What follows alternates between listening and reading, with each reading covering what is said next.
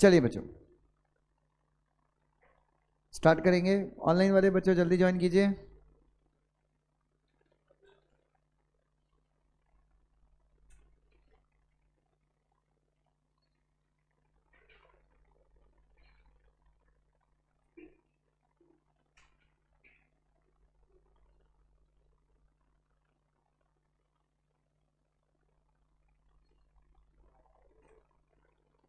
चलो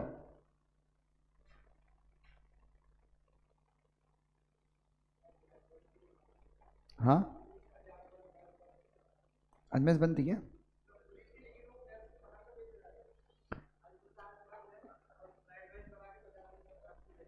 ये क्या बेवकूफ़ी है?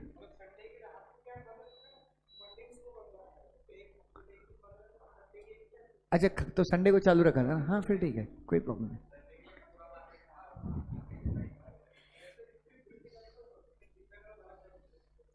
चलो एनीवे चलिए बच्चों, शैल वी करें शुरू।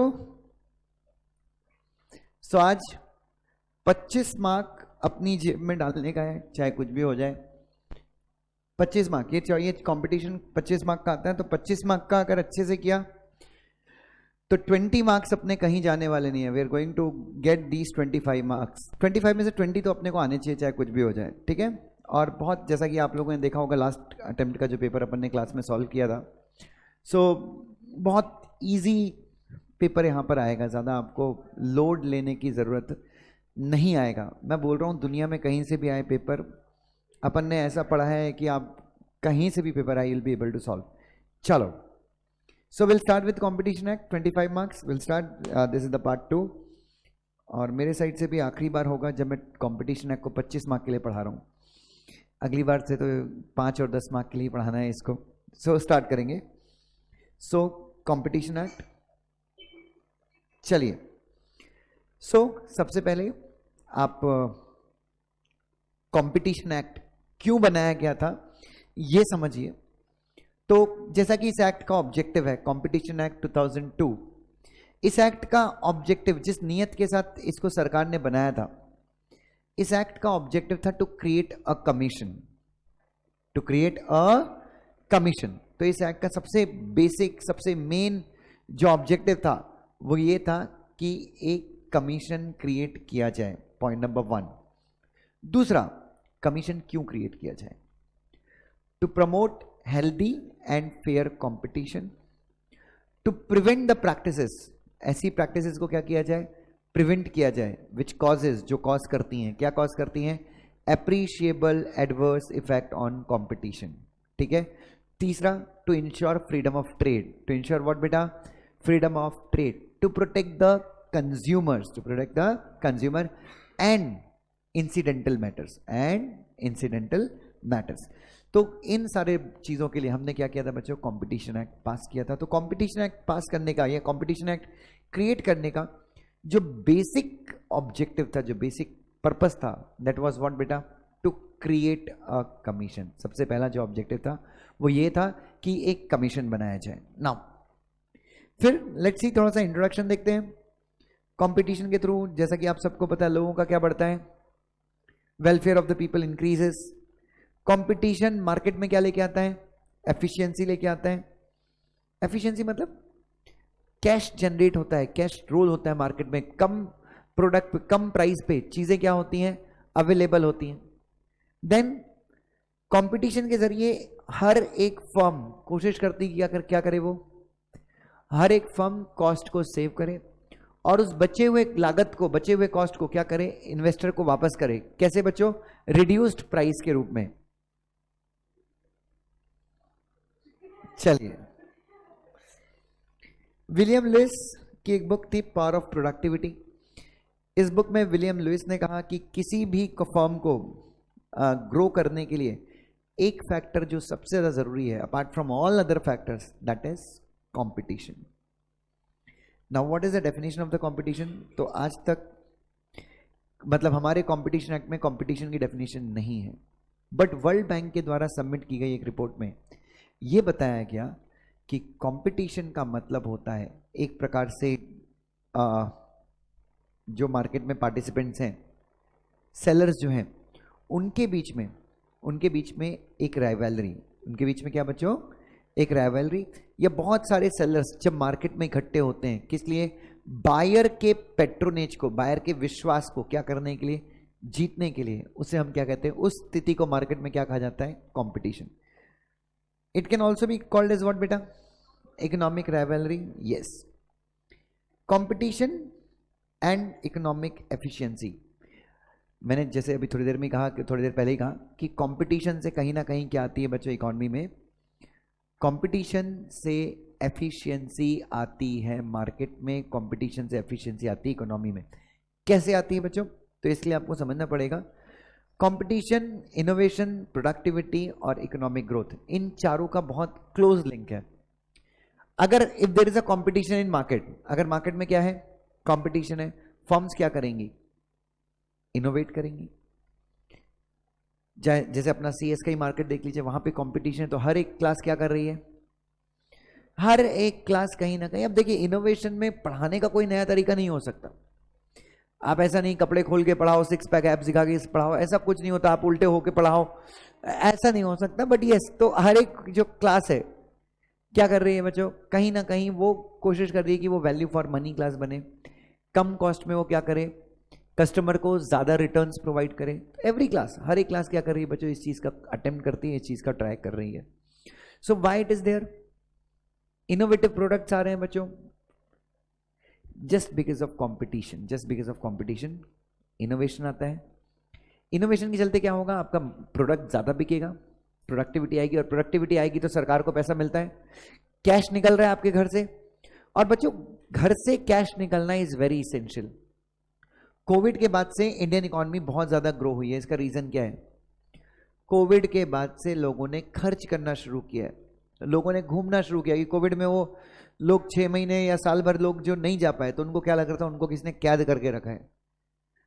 और फिर कोविड के बाद एक माइंडसेट भी चेंज हो गया लोगों का, कि माँ की आंख पता नहीं वापस से कोविड कब आ जाए, मरे नहीं बचे, नहीं बचे तो खर्चा करो। और उसके चक्कर में देखो 2 साल तक, इनफैक्ट आज तक भी देख लो आप, इकोनॉमी क्या है, बूम पे थे बच्चों। आज भी इकोनॉमी क्या है बच्चों, बूम पे है। और अभी इसको, हाँ अभी थोड़ा सा डाउन ट्रेंड आएगा, बट टाइम लगेगा। 1-2 साल तो मेरे ख्याल से इकोनॉमी क्या रहेगी बच्चों, बूम पे रहेगी। पेट्रोल 200 रुपये लीटर भी हो जाए तो भी लोग खरीदेंगे, ठीक है। So competition between the firm is what बेटा, it is the blood of strong and effective market. Michael Porter ने एक बुक लिखी थी, कैन जापान कॉम्पीट। इस बुक में उन्होंने कहा कि जब इकोनॉमिक डिप्रेशन आया पूरे वर्ल्ड में, तो जो फर्म्स जापान में कॉम्पिटिटिव थी, डोमेस्टिकली जो फर्म कॉम्पिटिटिव थी, वही क्या कर पाई, डिप्रेशन के टाइम पे इंटरनेशनली क्या कर पाई, कॉम्पीट कर पाई, सर्वाइव कर पाई। इसके ऊपर क्वेश्चन आया था इस एग्जाम में भी, what is the difference between competition policy and competition law. So हमेशा याद रखिए बच्चों, what is competition policy, competition policy is the broad policy of the government. कोई भी सरकार होती है, वो उस सरकार की नीति कंपटीशन को लेकर क्या है, ये कहां पे समझते हैं अपने को, कंपटीशन पॉलिसी में। जैसे मोदी सरकार है, मान लीजिए 50 साल के बाद मोदी सरकार चेंज हो जाए, तो नई सरकार आएगी। अब उस नई सरकार की शायद नई पॉलिसी हो, तो हमेशा याद रखना, पॉलिसी का स्कोप कभी भी लॉ से ज्यादा होता है। पॉलिसी को इंप्लीमेंट करने के लिए, पॉलिसी को क्या करने के लिए, पॉलिसी में दिए गए ऑब्जेक्ट्स को, पॉलिसी में दिए गए उद्देश्यों को प्राप्त करने के लिए क्या किया जाता है, लॉ बनाया जाता है। जैसे कि हमारी सरकार जो अभी गवर्नमेंट है, उसकी कंपटीशन पॉलिसी का ऑब्जेक्टिव क्या है, ऐसी प्रैक्टिसेस को रोकना जिनका एप्रिशिएबल एडवर्स इफेक्ट होता है कंपटीशन के ऊपर, number 1। Number 2, yes, healthy and fair competition को मार्केट में क्या करना बच्चों, प्रमोट करना। तो ये क्या है बच्चों, ये प्रेजेंट की जो गवर्नमेंट है उसकी पॉलिसी है। तो जो हमारा कंपटीशन एक्ट 2002 है, और इसमें जो भी चेंजेस होंगे वो किसके हिसाब से होंगे, इन्हीं 2 ऑब्जेक्टिव्स को क्या करने के लिए अचीव होंगे। तो हमेशा याद रखना, policy has a broader scope, policy has a broader scope than law, ये ध्यान में आपको रखना है। नाउ उसके बाद बच्चों, कंपटीशन रिजीम इन इंडिया। सो अगर आपको कंपटीशन रिजीम जानना है, आपको कंपटीशन समझना है, तो आपको जाना पड़ेगा 1991 के पहले के युग में। यस, सो आपको रादर आना पड़ेगा इन द ईयर 1969 अगर आपको किसके बारे में समझना है। If you want to have an understanding with regard to competition की हिस्ट्री क्या है, कंपटीशन को इंडिया में या इंडिया में कंपटीशन लॉ कैसे आया, इसका जेनेसिस अगर आपको समझना है तो आपको जाना पड़ेगा इन प्रायर टू द ईयर 1991। 1991 के पहले या 1991 के दौरान या पहले रादर हमारे देश में कुछ लॉस थे, जैसे कि industrial development and regulation act 1951, SBC में शायद कहीं तो आपने पढ़ा होगा। दूसरे नंबर का लॉ था एमआरटीपी एक्ट 1969। तो industrial development and regulation act और एमआरटीपी एक्ट 1969, इन दोनों का मैं कलेक्टिव जो इंपैक्ट था हमारी इकोनॉमी पे मैं ये बता देता हूं। आईडीआर के हिसाब से लाइसेंस राज था। आपको बिजनेस करना है, कोई भी बिजनेस करना है, उसके लिए लाइसेंस चाहिए था सरकार से, सेंट्रल गवर्नमेंट से। बिजनेस में एक्सपेंशन करना है, उसके लिए लाइसेंस चाहिए था। आपको सामान किस प्राइस पे बेचना है वो भी सरकार डिसाइड करती थी। आप सामान किसको बेच सकते हैं वो भी सरकार डिसाइड करती थी। आपको एक्विजिशन करना है, टेक ओवर करना है, एवरीथिंग, हर एक चीज के लिए क्या चाहिए था, लाइसेंस चाहिए था आईडीआर एक्ट के अंदर। इनफैक्ट अगर आपको बिना लाइसेंस के बिजनेस करना था उसके लिए भी अलग से लाइसेंस लेना पड़ता था। सो ये किसकी रिक्वायरमेंट थी बच्चों? ये रिक्वायरमेंट थी IDR, industrial development and regulation act 1951 की। इसके चलते हमारे देश में बहुत सीमित नंबर ऑफ बिजनेसमैन आ पाते थे। क्यों? अरे आपको बिजनेस करना, she is a very good businessman, she wants to have a very good business, but ideally अगर इसको लाइसेंस नहीं मिलता तो ये कितना भी अच्छा इनका बिजनेस एक्यूमेन हो, क्या ये अपना बिजनेस शुरू कर सकती? No, she can not. ये अपना बिजनेस शुरू नहीं कर सकती। एंड फॉर दिस रीजन हमारी इकोनॉमी बहुत खराब रही बच्चों। दूसरा एक्ट था एमआरटीपी एक्ट 1969। एमआरटीपी एक्ट 1969 में सबसे बड़ा प्रॉब्लम ये था कि अगर आपका आपके सेल्स, आपके टर्नओवर अगर एक लेवल को क्या करते थे, क्रॉस कर जाते थे, तो आप बन जाते थे कौन सी कंपनी? आप बन जाते थे मोनोपोलिस्टिक अंडरटेकिंग। कौन सी अंडरटेकिंग? और एक बार आप मोनोपोलिस्टिक अंडरटेकिंग बन गए, बस कहानी खत्म हो गई बच्चों। आपको कोई नया प्रोडक्ट बनाना है, आपको कोई नई सर्विस प्रोवाइड करनी, whatever you have to do, आपको किसका अप्रूवल लगता था? जैसे कॉम्पिटिशन एक्ट के अंदर कॉम्पिटिशन कमीशन ऑफ इंडिया है, एमआरटीपी एक्ट के अंदर क्या था? MRTP commission. और कहीं ना कहीं वर्किंग ऑफ कंपनीज का काम करना कौन से एक्ट के अंदर? एमआरटीपी एक्ट के अंदर कंपनीज का फंक्शन करना वाज वेरी चैलेंजिंग। और बहुत सारे जो बिजनेसमैन थे, they went to Indira Gandhi and उसके बाद जितने ही प्राइम मिनिस्टर थे वो सबके पास गए और उन्होंने कहा कि it's very difficult for us to create a business. और उस समय किसी भी बिजनेस के लिए threshold turnover, threshold paid up capital बड़ी बात नहीं थी। उस समय कोई भी बिजनेस जो थोड़ा बहुत चल गया वो चल जाता था। क्यों? क्योंकि मार्केट में क्या नहीं था? कंपटीशन नहीं था। सो एमआरटीपी एक्ट ने काफी तरीके से इंडियन इकोनॉमी की, एमआरटीपी एक्ट और आईडीआर ने क्या किया? आईडीआर ने कंप्यूटर्स को मार्केट में नहीं आने दिया और एमआरटीपी एक्ट ने जो कंप्यूटर्स थे मार्केट में उनको स्ट्रांग बना दिया। अब वो स्ट्रांग बन गए और बिजनेस करें कोई प्रॉब्लम नहीं, लेकिन उनको ढंग से बिजनेस कौन नहीं करने देता था? उनको बहुत ज्यादा क्या किया जाता था बच्चों? जो एग्जिस्टिंग बिजनेसेस थे उनको बहुत ज्यादा क्या किया जाता था? रेगुलेट किया जाता था। उनको कौन सा प्रोडक्ट बनाना है, किस प्राइस पे अपना प्रोडक्ट बेचना है, अगर उनको कोई नया प्रोडक्ट भी बनाना है, इन सारी चीजों के लिए उनको क्या लेना पड़ता था बच्चों? एमआरटीपी कमीशन से परमिशन लेना पड़ता था। ठीक है। उसके बाद MRTP act government company, government undertaking, government corporation के ऊपर लागू नहीं होता था, फाइनेंशियल इंस्टीट्यूशंस को लागू नहीं होता था और ट्रेड यूनियंस और अदर इंस्टीट्यूशन को लागू नहीं होता था। बाकी सबके ऊपर क्या होता था? एमआरटीपी एक्ट लागू होता था। लेकिन 1991 के बाद उन्होंने फाइनेंशियल इंस्टीट्यूशन के ऊपर भी लागू कर दिया और भागलपुर ट्रक ओनर्स एसोसिएशन के केस में ये फैसला आया कि जो ट्रक ओनर्स की एसोसिएशन होती है, ट्रक ओनर की एसोसिएशन क्या करती थी? प्राइस फिक्स कर लेती थी कि माल दिल्ली से अगर कानपुर अगर सामान जाएगा तो इतने से कम प्राइस पे नहीं जाएगा। और वो बोलते थे कि जो प्राइस हम डिसाइड करें वही लागू होगा। हम मोनोपोलिस्टिक पोजीशन पे तो है ही नहीं। क्यों? क्योंकि एमआरटीपी एक्ट हमारे ऊपर लागू नहीं होता, क्योंकि हम एसोसिएशन है। लेकिन इस केस में भागलपुर ट्रक ओनर्स एसोसिएशन के केस में ये डिसाइड किया गया क्या? कि ट्रक ओनर्स की एसोसिएशन भी क्या है? एमआरटीपी एक्ट के अंदर कवर्ड है। ठीक है। नाउ मोनोपोलिस्टिक ट्रेड प्रैक्टिसेस, अब बच्चों ये सब मैं आपको इतिहास पढ़ा रहा हूं, ठीक है। मैं आपको सिर्फ क्या कर रहा हूं, इंट्रोड्यूस कर रहा हूं इन कॉम्पिटिशन एक्ट से, ठीक है। एग्जाम के लिए कितना रेलिवेंट है आई डोंट नो, बट अगर अच्छे मार्क्स लाने का मन है, इरादा है, तो ये सारी चीजें आपको पता होनी चाहिए, क्या पता कहां से पूछ लें। सो मोनोपोलिस्टिक ट्रेड प्रैक्टिस, आज ऐसा कोई कंसेप्ट नहीं है, आज ऐसा कोई सिस्टम नहीं है, बट एमआरटीपी एक्ट के अंदर था। एक फर्म मोनोपोलिस्टिक ट्रेड प्रैक्टिस कब कर सकती थी, क्या या क्या होता है, जिन प्रैक्टिसेस से कंपटीशन क्या होता है, खराब होता है, उनको हम क्या मानते हैं, मोनोपोलिस्टिक ट्रेड प्रैक्टिस। क्या होता है, कब आती है बच्चों मोनोपोलिस्टिक ट्रेड प्रैक्टिस पे, आप कब आ जाते हो, या मोनोपोलिस्टिक ट्रेड प्रैक्टिस आप कब करते हो, जब आप मोनोपोलिस्टिक पोजीशन पे होते हो। जब आप कौन सी पोजीशन पे होते हो, ठीक है। तो अगर एक सिंगल सेलर मार्केट में क्या कौन सी पोजीशन एंजॉय करे, तो भी हम मानते थे कि वो कौन सी पोजीशन पे है, मोनोपोलिस्टिक पोजीशन पे। अगर बहुत सारे सेलर्स मार्केट को डोमिनेट करते हैं, तो हम ये मानते हैं कि कोई भी मोनोपोलिस्टिक पोजीशन पे नहीं है। क्यों, क्योंकि सेलर्स क्या है, एक सेलर या बहुत सारे सेलर्स हैं। और अगर कोई भी बिजनेस क्या कर रहा था, मोनोपोलिस्टिक ट्रेड प्रैक्टिस कर रहा था, तो उसको रेगुलेट कौन करता था, उसको नियंत्रित कौन, एमआरटीपी एक्ट या MRTP commission. Restrictive trade practices, RTPs, इसको भी कहां पे डिफाइन किया गया, एमआरटीपी एक्ट के अंदर। क्या कौन सी प्रैक्टिसेस को माना गया कि रेस्ट्रिक्टिव ट्रेड प्रैक्टिसेस हैं, क्या क्या है बच्चों, प्राइस फिक्सेशन, बहुत सारे लोग मिलकर डिसाइड कर लें कि हमको इस प्राइस के नीचे बेचना नहीं है। रीसेल प्राइस मेंटेनेंस, टाइप्स, जिसको प्रेजेंट एक्ट में क्या कहा गया है, एक प्रकार से कार्टेल, एक्सक्लूसिव डीलिंग्स और बॉयकॉट, ये सब हम आगे पढ़ेंगे सेक्शन 3 सबसेक्शन 3 में। नाउ अनफेयर ट्रेड प्रैक्टिस का मतलब क्या है, इनके अगेंस्ट भी कौन एक्शन लेता था, MRTP commission.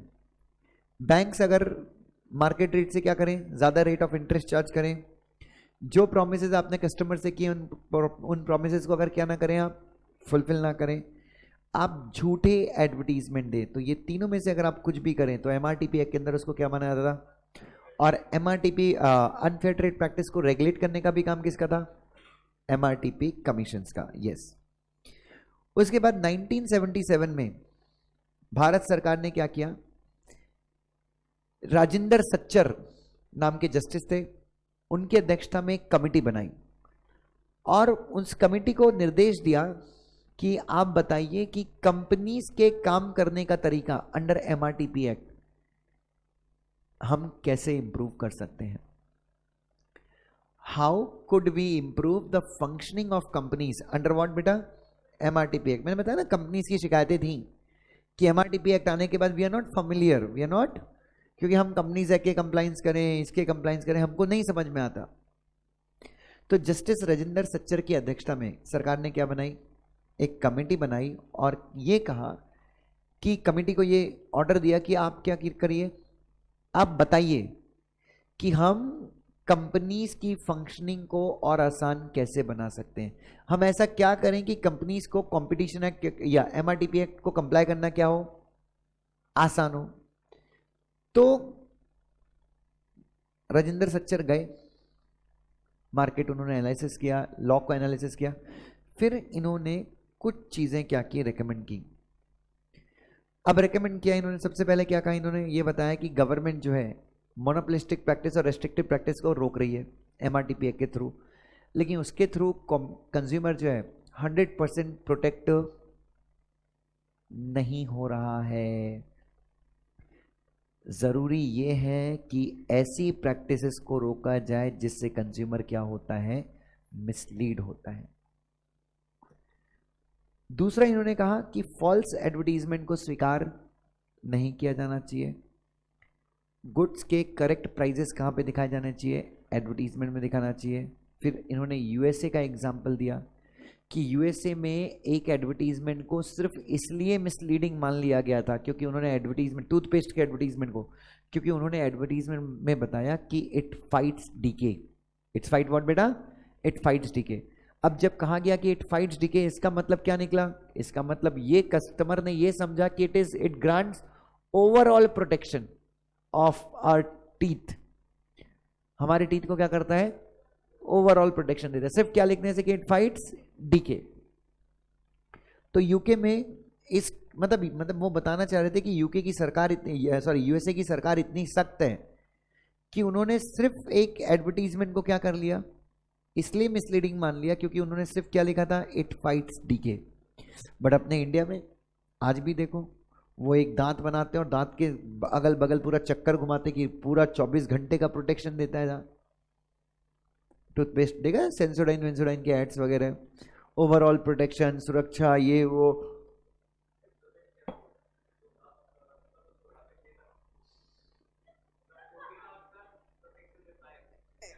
Yes yes yes, तो this kind of advertisement. But क्या ये एडवर्टीजमेंट सच में सही है?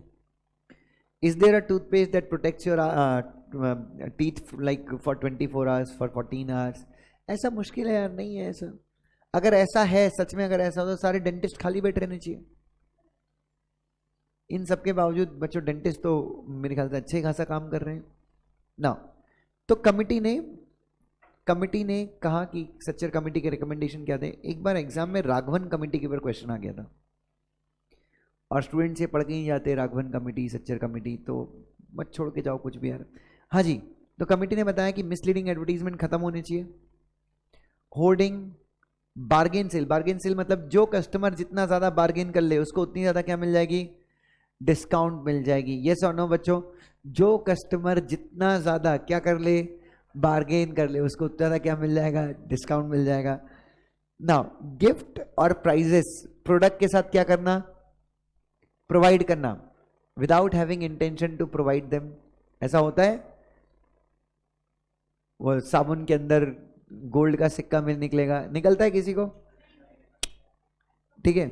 उसके बाद ऐसे गुड सप्लाई करना जो किसको मीट नहीं करते, ऐसे गुड सप्लाई करना जो सेफ्टी स्टैंडर्ड्स को मैच नहीं करते। तो सच्चर कमेटी ने कहा कि ये सारी जो हरकतें हैं, ये सारी जो एक्ट्स हैं, इनको क्या किया जाना चाहिए, प्रोहिबिट किया जाना चाहिए एमआरटीपी एक्ट के अंदर। उसके बाद सच्चर कमेटी की रिपोर्ट पहुंची किसके पास बच्चों, हमारी सरकार के पास सच्चर जी की रिपोर्ट पहुंची। तो सच्चर जी की रिपोर्ट आने के बाद सरकार ने क्या किया, what did the government do? Government ने एमआरटीपी एक्ट में क्या किए, चेंजेस किए। और चेंजेस बच्चों ऐसा नहीं कि कुछ आसान किया कर दिया सरकार ने राजा एक्ट को क्या कर दिया, सरकार ने एक्ट को और ज्यादा क्या किया बच्चों, कॉम्प्लिकेट कर दिया। देखो 36A डाला, नया सेक्शन जो अनफेयर ट्रेड प्रैक्टिस को रोकता है। 36B डाला जो एमआरटीपी कमीशन को पावर देता है कि वो अनफेयर ट्रेड प्रैक्टिस के केस में क्या कर सकता है।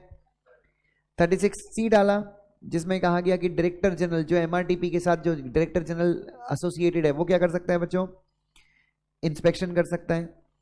36D डाला कि भाई अनफेयर ट्रेड प्रैक्टिस में एमआरटीपी कमीशन क्या कर सकता है, पेनल्टी लगा सकता है, डायरेक्शन दे सकता है, ऑर्डर पास कर सकता है। 36E डाला गया जिसमें क्या कहा गया, MRTP commission restrictive trade practices में भी क्या कर सकता है, पावर्स एक्सरसाइज कर सकता है। नाउ इतने सारे चेंजेस करने के बाद भी देश की स्थिति बदली नहीं, और 1991 में आप सबको पता है लिबरलाइजेशन आ चुका था। तो एमआरटीपी एक्ट कहीं ना कहीं लिबरलाइजेशन को सपोर्ट नहीं करता था, इसलिए सरकार ने क्या किया, सरकार ने इन द ईयर 1991 उस समय जो फाइनेंस मिनिस्टर थे मनमोहन सिंह, उन्होंने पार्लियामेंट में कहा कि एमआरटीपी एक्ट ऑब्सोलीट बन गया है। क्या बन गया है, ऑब्सोलीट मतलब useless. Yes, due to new development across the world, competition laws, we need to shift our focus. और हमारा जो फोकस है क्या करना, हम जो मोनोपोलिस्टिक पोजीशन में आ गए हम उसकी बजाते रहते हैं, उसकी बात लगाते हैं। तो अब हमको वैसा नहीं करना है। अगर हमको रोकना है, मोनोपोलिस्टिक पोजीशन पे जो है वो अपनी पावर का गलत इस्तेमाल कर रहे हैं, हम उसे रोकना चाहते हैं, तो हम कैसे रोकें, हमको उसे रोकना ही नहीं है। उसके बराबर में 10 कॉम्पिटिटर्स खड़े कर दो, वो अपने आप क्या होगा, वो अपने आप रुक जाएगा। अरे गेटिंग माय पॉइंट, मैंने आपको एग्जांपल भी है, जब मैं अग्रवाल क्लास में था तो 2013 में सीएस एग्जीक्यूटिव की बोथ ग्रुप की फीस 2013 में वी हैव चार्ज 50,000 रुपीज। मतलब उस समय सीए और सीएस की फीस क्या थी, लगभग पैरेलल थी। आज सीए तो 1.25 लाख 1.5 लाख तक पहुंच गया बोथ ग्रुप, और हम लोग गरीब हो गए बच्चों। आज हम आज भी उसी में खेल रहे हैं, 40,000, 45,000, 50,000, all the classes throughout India. Are you getting my point बच्चों? क्यों? तो सीएस में क्या हो गया बच्चों? सीएस में दो चीजें हो गई बच्चों, एक तो कंपटीशन हो गया, और बच्चा जो है ना वो बहुत प्राइस से स्मार्ट है।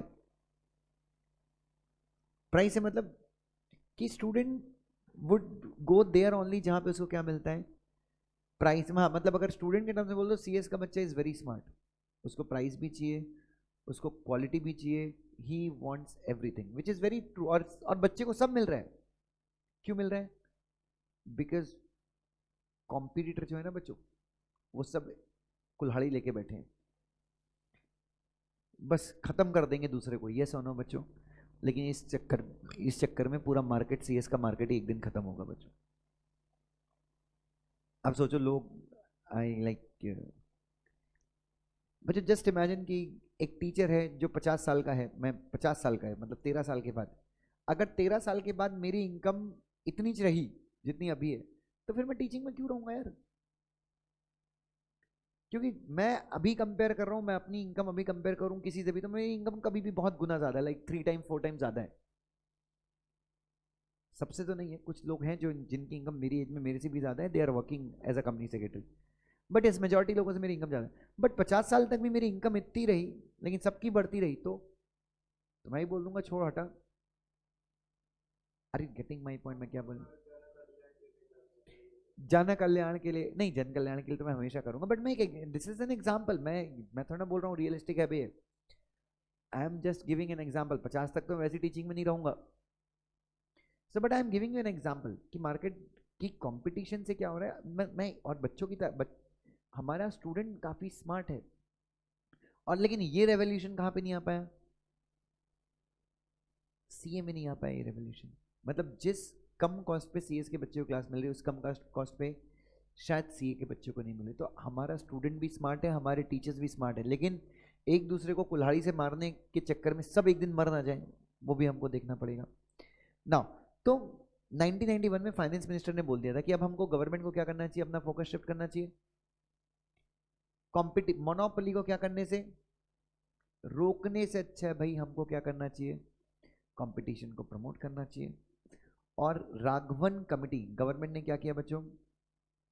ओए, गवर्नमेंट ने 1991 के बाद एक कमेटी बनाई, Raghavan committee, under the leadership of mister S Raghavan, और इनको कहा कि प्लीज आप बताइए कि व्हाट वी कैन, हमारे इंडिया में कंपटीशन लॉ कैसा हो सकता है। तो इनके रिकमेंडेशन पे कंपटीशन बिल 2001 पार्लियामेंट में टेबल किया गया, जिसको अप्रूव किया गया एज व्हाट बेटा, कंपटीशन एक्ट 2002। तो हमारा जो एक्ट बना है वो कौन सी कमेटी के रिकमेंडेशन पे बना है? राघवन कमेटी के रिकमेंडेशन पे हमारा एक्ट बना है, ठीक है। कंपटीशन एक्ट के ऑब्जेक्टिव सेम, सबसे पहला ऑब्जेक्टिव है to create a commission, to create a, जो क्या करे, हेल्दी और फेयर कंपटीशन को रोके, sorry, healthy and fair competition को प्रमोट करे।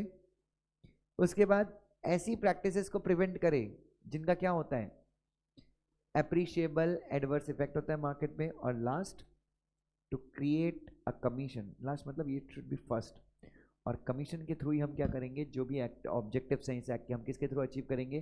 कमीशन के थ्रू। और कमीशन का नाम क्या होगा? Competition commission of India. Second feature of the act, इस एक्ट को क्यों बनाया गया, what is the sole objective? Create a competition, sorry, create a commission, create a commission जो दोनों काम करे, एप्रिशिएबल एडवर्स इफेक्ट वाली प्रैक्टिसेस को रोके और हेल्दी और फेयर कंपटीशन को क्या करे, प्रमोट करे। जैसे ही एमआरटीपी, जैसे ही कंपटीशन एक्ट आया, एमआरटीपी एक्ट खत्म हो गया, एमआरटीपी कमीशन भी क्या हो गया, खत्म हो गया। उसके बाद एमआरटीपी एक्ट अपने ऑब्जेक्टिव्स कैसे अचीव करेगा? एंटी कॉम्पिटिटिव अग्रीमेंट्स और डोमिनेंस को प्रोहिबिट करेगा, लेकिन कॉम्बिनेशन को क्या करेगा, रेगुलेट करेगा। उसके बाद कंपटीशन कमीशन ऑफ इंडिया बनेगा, उसकी ड्यूटीज, उसके फंक्शन और उसके पावर, ये भी क्या किए जाएंगे बच्चों, एक्ट में बताए जाएंगे। Is that clear? चलो आगे आ जाओ। कंपटीशन जरूरी क्यों है? इनोवेशन को इनकरेज करता है। कंज्यूमर को क्या मिलती है? कंज्यूमर को क्या मिलता है? कॉस्ट बेनिफिट भी मिलता है, हाँ या ना? प्रमोट्स एफिशिएंसी, एफिशिएंसी का मतलब प्रोड्यूसर्स अपने पैसे बचाते हैं, ज्यादा वो सेल करते हैं, मतलब अभी वॉल्यूम बेस्ड मार्केट है ना, अभी आप कोई भी मार्केट देख लीजिए, क्या है बच्चों, it is a volume based market. Everyone tries to what बेटा, sell, tries to sell for less but he wants to sell more quantity. हाँ या ना? चलो अब हम डेफिनेशन देखेंगे. कंपटीशन एक्ट के अंदर अपन क्या देखेंगे बच्चों? Now will see the definitions. Now please here, सबसे पहली डेफिनेशन क्या थी अगर आपको याद है? एक्विजिशन. एक्विजिशन का मतलब क्या है? डायरेक्टली और इनडायरेक्टली क्या अक्वायर कर लेना? शेयर्स, वोटिंग राइट्स या फिर एसेट्स, या फिर क्या अक्वायर करना? कंट्रोल ओवर मैनेजमेंट और कंट्रोल ऑफ एसेट्स. अगर कंपनी है तो उसके मैनेजमेंट के ऊपर कंट्रोल कर लो, अगर कोई फर्म है तो उसके एसेट्स के ऊपर कंट्रोल कर लो. ठीक है. शेयर, वोटिंग राइट वगैरह कहां पे आता है? कंपनी का कंट्रोल अगर आपको अक्वायर करना है. एग्रीमेंट का मतलब क्या होता है? What is the meaning of agreement? आप याद रखिएगा, एग्रीमेंट की डेफिनेशन ऐसी बनाई गई है कि आपने कोई फॉर्मल अग्रीमेंट नहीं भी किया, कोई फॉर्मल अग्रीमेंट नहीं भी किया, बट आप क्या कर रहे हो? जैसा कोई सामने वाला कर रहा है अगर आप भी वैसा ही कर रहे हो तो भी वो अग्रीमेंट. सो अग्रीमेंट का मतलब क्या होता है? ध्यान से देखिएगा बच्चों. अंडरस्टैंडिंग. पहला क्या है? लिखित में हो नहीं हो इससे कोई फर्क नहीं पड़ता. अंडरस्टैंडिंग. अंडरस्टैंडिंग मतलब समझौता. अरेंजमेंट. अरेंजमेंट का मतलब एक जुगाड़ या फिर कॉन्सर्टेड एक्शन. कॉन्सर्टेड एक्शन मतलब सब लोग मिलके एक ही जैसा एक्शन ले रहे हैं. हमारे बीच में हम सब लोग कभी मिले ही नहीं जीवन में, बट हम सब लोग जीवन में कभी मिले ही नहीं है, परंतु परंतु परंतु मैंने अपने प्रोडक्ट के रेट 100 रुपए से 70 रुपए कर दिए, और जैसे ही मैंने किया तुम सबने भी क्या किया? सब लोगों ने अपने प्रोडक्ट का रेट 100 रुपए 70 रुपए कर दिया, बढ़ा दिया, जो भी है. तो क्या है? अपन कभी मिले हैं क्या? बट सबका एक्शन क्या है? एक जैसा है. ये भी क्या है? कंपटीशन कमीशन ऑफ इंडिया की नजर में ये भी अग्रीमेंट. तो arrangement, understanding, concerted action, whether it's formal, whether it's informal, whether it's oral, return, whether it's enforceable by law, whether it's enforceable, whether it's not enforceable by law, इससे कोई फर्क नहीं पड़ता. ये क्या हो जाएगा? हम इसको क्या मानेंगे? अग्रीमेंट. तो अग्रीमेंट की डेफिनेशन नैरो या वाइड है? It's a very wide definition, क्योंकि अगर ऐसा कुछ भी होता है तो सीसीआई क्या मान लेगी कि आपके बीच में अग्रीमेंट है. मैंने 100 का प्राइस 120 कर दिया, आप लोगों ने भी कर दिया, सीसीआई क्या मानेगी कि सालों तुम सब लोगों ने अग्रीमेंट करके कार्टेल बनाया है. क्या बनाया है? Now next definition is what बेटा? जो अगली डेफिनेशन है वो किसकी डेफिनेशन है? कार्टेल. कार्टेल का मतलब क्या होता है? याद रखना, an association. What is most important is what is cartel is? It's an association, group.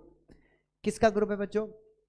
Producers, sellers, distributors, traders, service provider, जितने भी बिजनेसमैन हैं. प्रोड्यूसर हो सकता है, सेलर हो सकता है, सर्विस प्रोवाइडर हो सकता है, डिस्ट्रीब्यूटर हो सकता है. और ये लोग क्या करते हैं? हु मतलब जो, क्या करते हैं? सबसे पहले तो अग्रीमेंट करते हैं. अग्रीमेंट मतलब सेम जो मैंने आपको बताया, अमंग्स देमसेल्फ क्या करने की कोशिश करते हैं? लिमिट, कंट्रोल, या फिर लिमिट और कंट्रोल करने की सोचते तो हैं बट कर नहीं पाते. कर नहीं पाते मतलब सिर्फ क्या करते हैं? कोशिश करते हैं. लिमिट और कंट्रोल क्या? प्रोडक्शन, डिस्ट्रीब्यूशन, सेल और प्राइस ऑफ गुड्स और सर्विसेज. सो जो लोग इकट्ठे आके मार्केट को खराब करते हैं, कैसे खराब कर रहे हैं? अग्रीमेंट करके. किस चीज का अग्रीमेंट? लिमिट, कंट्रोल या फिर attempt to control what? Production, distribution, prices, या सेल या सप्लाई भी लिख सकते हो ऑफ गुड्स या फिर सर्विस. आप कार्टेल करके कस्टमर के अच्छे के लिए काम करो, कोई प्रॉब्लम नहीं, बट कार्टेल करके आप क्या कर रहे हो? रिस्ट्रिक्ट कर रहे हो. सीसीआई इंटरफेयर करेगा. It's a cartel. अब बच्चों एग्जाम में एक क्वेश्चन आया था कि कार्टेल क्यों बन जाते हैं? What are the reasons, what are the which are conducive. Conducive का मतलब क्या होता है? Supportive to creation of cartel.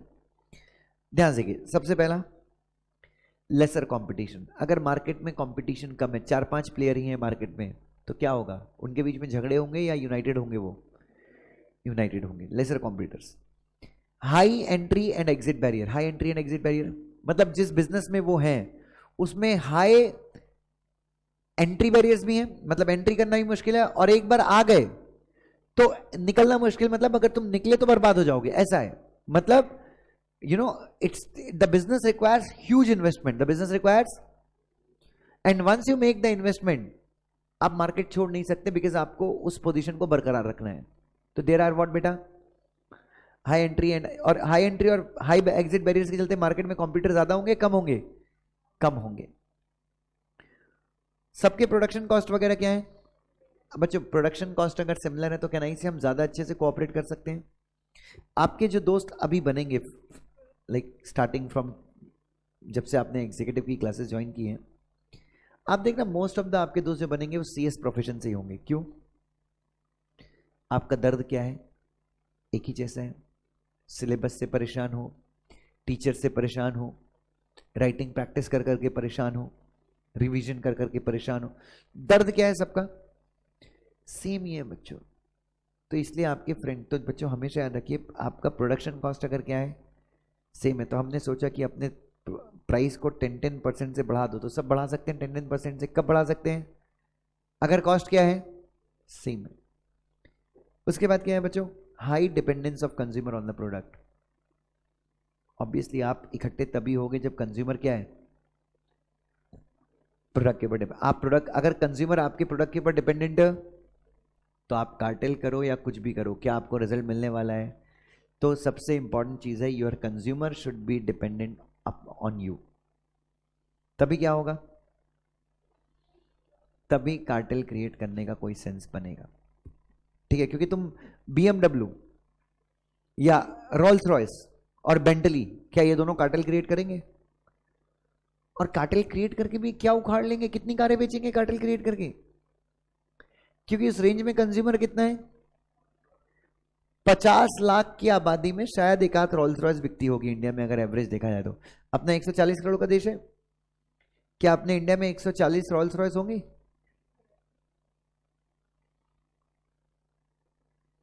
पूरे छत्तीसगढ़ में 3 है। पूरे छत्तीसगढ़ में कितनी है? 3 है।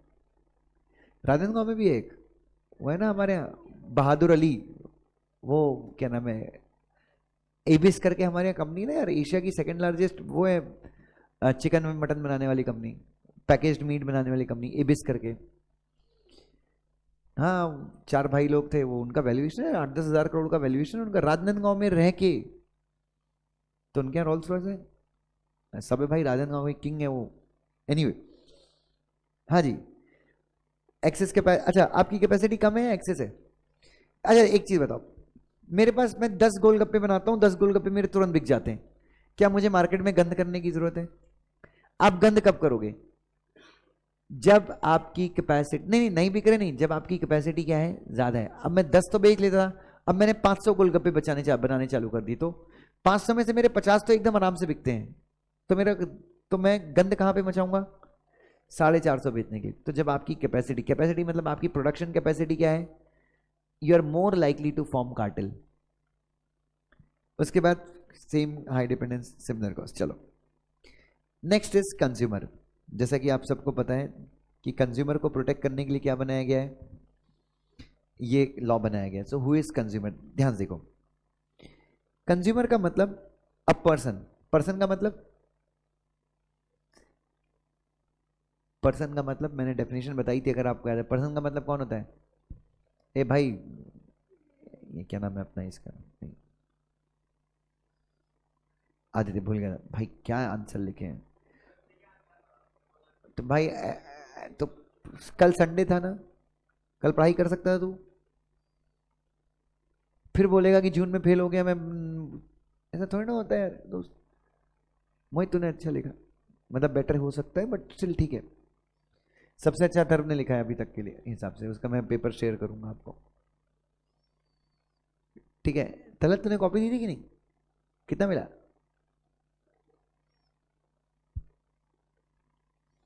मतलब एक ही है भाई, गुई है वो। अक्षत कितना मिला?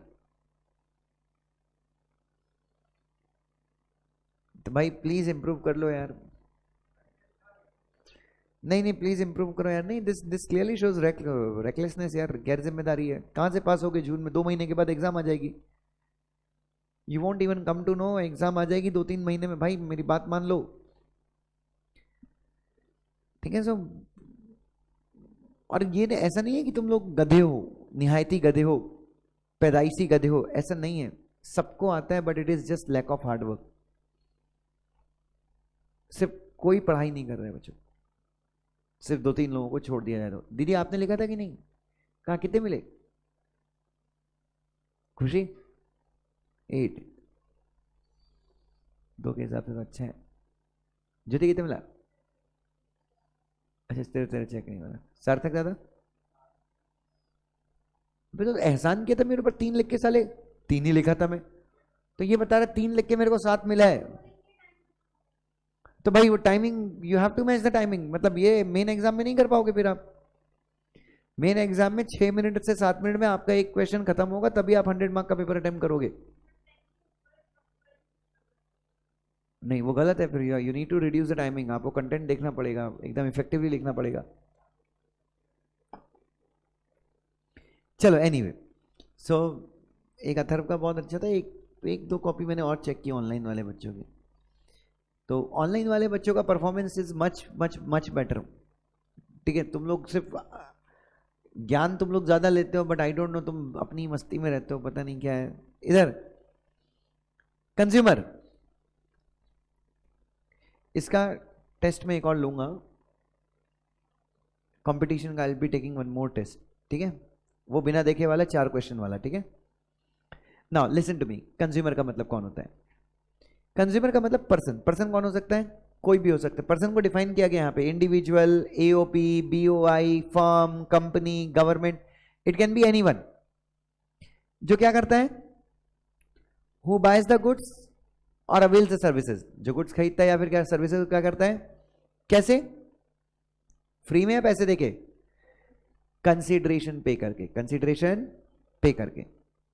अब कंसीडरेशन कैसा हो सकता है? पेड मतलब तुरंत दे दिया, प्रॉमिस मतलब 1 रुपया नहीं दिया, वो सिर्फ वादा करके कि सर मैं देता हूं 10 दिन के बाद, या फिर पार्टली पेड और पार्टली प्रॉमिस मतलब आधा दिया और आधा प्रॉमिस किया, या फिर अंडर डेफर्ड पेमेंट सिस्टम मतलब इंस्टॉलमेंट बाद में पे करने का कोई सिस्टम, इंस्टॉलमेंट में परचेज कर गया, बट कंसीडरेशन था, बट क्या था, ठीक है।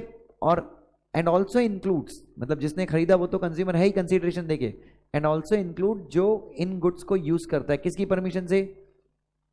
कंज्यूमर की परमिशन से जो गुड्स को क्या करता है, यूज करता है। Even he is a consumer, और वो बंदा भी कंज्यूमर है। कंपटीशन एक्ट के अंदर वो बंदा भी कंज्यूमर है जिसने गुड्स को कमर्शियल पर्पस के लिए खरीदा, even he is a consumer, ठीक है ना।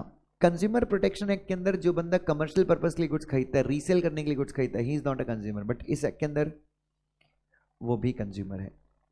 एंटरप्राइज का मतलब क्या होता है बच्चों? इधर देखो, इधर देखो मेरी तरफ। एंटरप्राइज का मतलब a person, department of government, who और विच, पर्सन या फिर सरकार का डिपार्टमेंट जो इज मतलब है, हैज बीन मतलब अभी, मतलब पास्ट में था पर अभी नहीं है, किसी एक्टिविटी में, किस में शामिल है बच्चों? किसी, कौन सी एक्टिविटी है? Production, storage, supply, distribution, acquisition और कंट्रोल ऑफ व्हाट बेटा? आर्टिकल्स और गुड्स, और the provision of services, plus activity relating to what बेटा? Investment in shares. इसको भी अपन ने क्या माना है? प्लस इसको भी हमने एक्टिविटी माना है, एक्टिविटी रिलेटिंग टू व्हाट बेटा? इन्वेस्टमेंट इन शेयर्स, ठीक है। Whether the activities are provided from central office और फ्रॉम ब्रांचेस, चाहे एक्टिविटीज आप कहां से प्रोवाइड करो, अपने हेड ऑफिस से प्रोवाइड करो या फिर ब्रांचेस से जो इंडिया में है, तो आप क्या हो? एंटरप्राइज हो। और एक्टिविटी शब्द के अंदर क्या नहीं आता बच्चों? गवर्नमेंट, सेंट्रल गवर्नमेंट की जो या स्टेट गवर्नमेंट की जो सॉवरियन फंक्शन से रिलेटेड एक्टिविटीज है, उनको अपन क्या नहीं मानेंगे? उनको अपन, अगर वो सॉवरियन फंक्शन से रिलेटेड कोई एक्टिविटी करती हैं तो अपन उनको एंटरप्राइज नहीं मानेंगे। एक्टिविटी के अंदर क्या आता है? प्रोफेशन और ऑक्यूपेशन। यूनिट और डिवीजन का मतलब क्या होता है बच्चों? प्लांट या फिर फैक्ट्री, जिसको आपने किसके लिए बनाया है? प्रोडक्शन, सप्लाई, डिस्ट्रीब्यूशन या फिर एक्विजिशन और कंट्रोल ऑफ गुड्स या सर्विसेज के लिए बनाया है, ठीक है।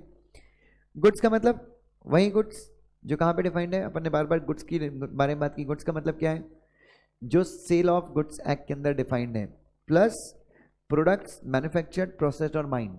जो प्रोडक्ट क्या हो रहे हैं, मैन्युफैक्चर हो रहे हैं, प्रोसेस हो रहे हैं या फिर माइंड हो रहे हैं इंडिया में, या फिर डिबेंचर और शेयर्स को भी अपन क्या मानेंगे, गुड्स मानेंगे, लेकिन कब, अलॉटमेंट के बाद। और लास्ट जो गुड्स इंडिया के बाहर मैन्युफैक्चर हुए हैं बट वो इंपोर्ट कहाँ पे हुए हैं, इंडिया में, तो उनके ऊपर भी क्या होगा, कंपटीशन एक्ट लागू होगा। ठीक है। पर्सन का मतलब बहाना बोल रही थी इंडिविजुअल, तो इसके अंदर बच्चों सब कुछ इंक्लूड किया गया, local authority, society, foreign country में जो कंपनीज वगैरह फॉर्म हुई, सबको इंक्लूड किया गया है। क्यों, क्योंकि पर्सन के ऊपर ही क्या होगा, ये एक्ट लागू होगा। तो पर्सन की डेफिनेशन को हमेशा अपन क्या रखते हैं, वाइड रखते हैं। सर्विसेज का मतलब क्या होता है बच्चों, what is the meaning of service. Service का मतलब होता है सर्विस ऑफ एनी डिस्क्रिप्शन, किसी भी टाइप की service which is made available to potential user. Potential user मतलब जो उस सर्विस का भोग ले सकता है, उसको यूज कर सकता है। और फिर इसके अंदर सब कुछ आता है, रियल एस्टेट आता है, ट्रांसपोर्टेशन आता है, एजुकेशन आता है, हॉस्पिटैलिटी आता है, हॉस्टल आता है, होटल आ जाता है, रेस्टोरेंट्स आते हैं, जो भी सर्विसेज, इंश्योरेंस आता है, बैंकिंग आता है, नॉन एनबीएफसी आता है, पेमेंट बैंक आता है, टेलीकॉम, हर एक टाइप की सर्विस आप इसको इंक्लूड कर सकते हो। और आप सबको पता है कमर्शियल सर्विस हो या फिर पर्सनल यूज के लिए सर्विस हो, कोई भी सर्विस हो, आप अगर यूज कर रहे हैं तो आपको कंपटीशन एक्ट के अंदर क्या माना जाएगा, consumer. Next is relevant market, relevant geographic market and relevant product market. सारे लेक्चर खत्म कर लिए क्या कंपटीशन एक्ट के, नहीं किए दीदी आपने, सारे नहीं किए। ये वाला देख लिया रेलिवेंट मार्केट वाला 2.5 घंटे का। चलो इधर देखो, चलिए एक बार मैं समराइज वे में फिर से बता दूंगा पूरा, ये इंपॉर्टेंट है कंपटीशन के अंदर। बच्चों एक चीज याद रखना, जैसे अपन ने देखा अब्यूज ऑफ डोमिनेंस होता है, तो वो अब्यूज ऑफ डोमिनेंस, जैसे चितले, चितले अब्यूज ऑफ डोमिनेंस हो सकता है 4-5 जगह पे करे, बट सीसीआई जो इंक्वायरी करेगी वो 4-5 जगहों पे नहीं करेगी। सीसीआई सिर्फ कहां पे इंक्वायरी करेगी, रेलिवेंट मार्केट में। कहां पे इंक्वायर करेगी, ध्यान से। सो 3 मार्केट जो है आपको पढ़ने हैं जो काफी इंपॉर्टेंट है, रेलिवेंट मार्केट, दूसरा है रेलिवेंट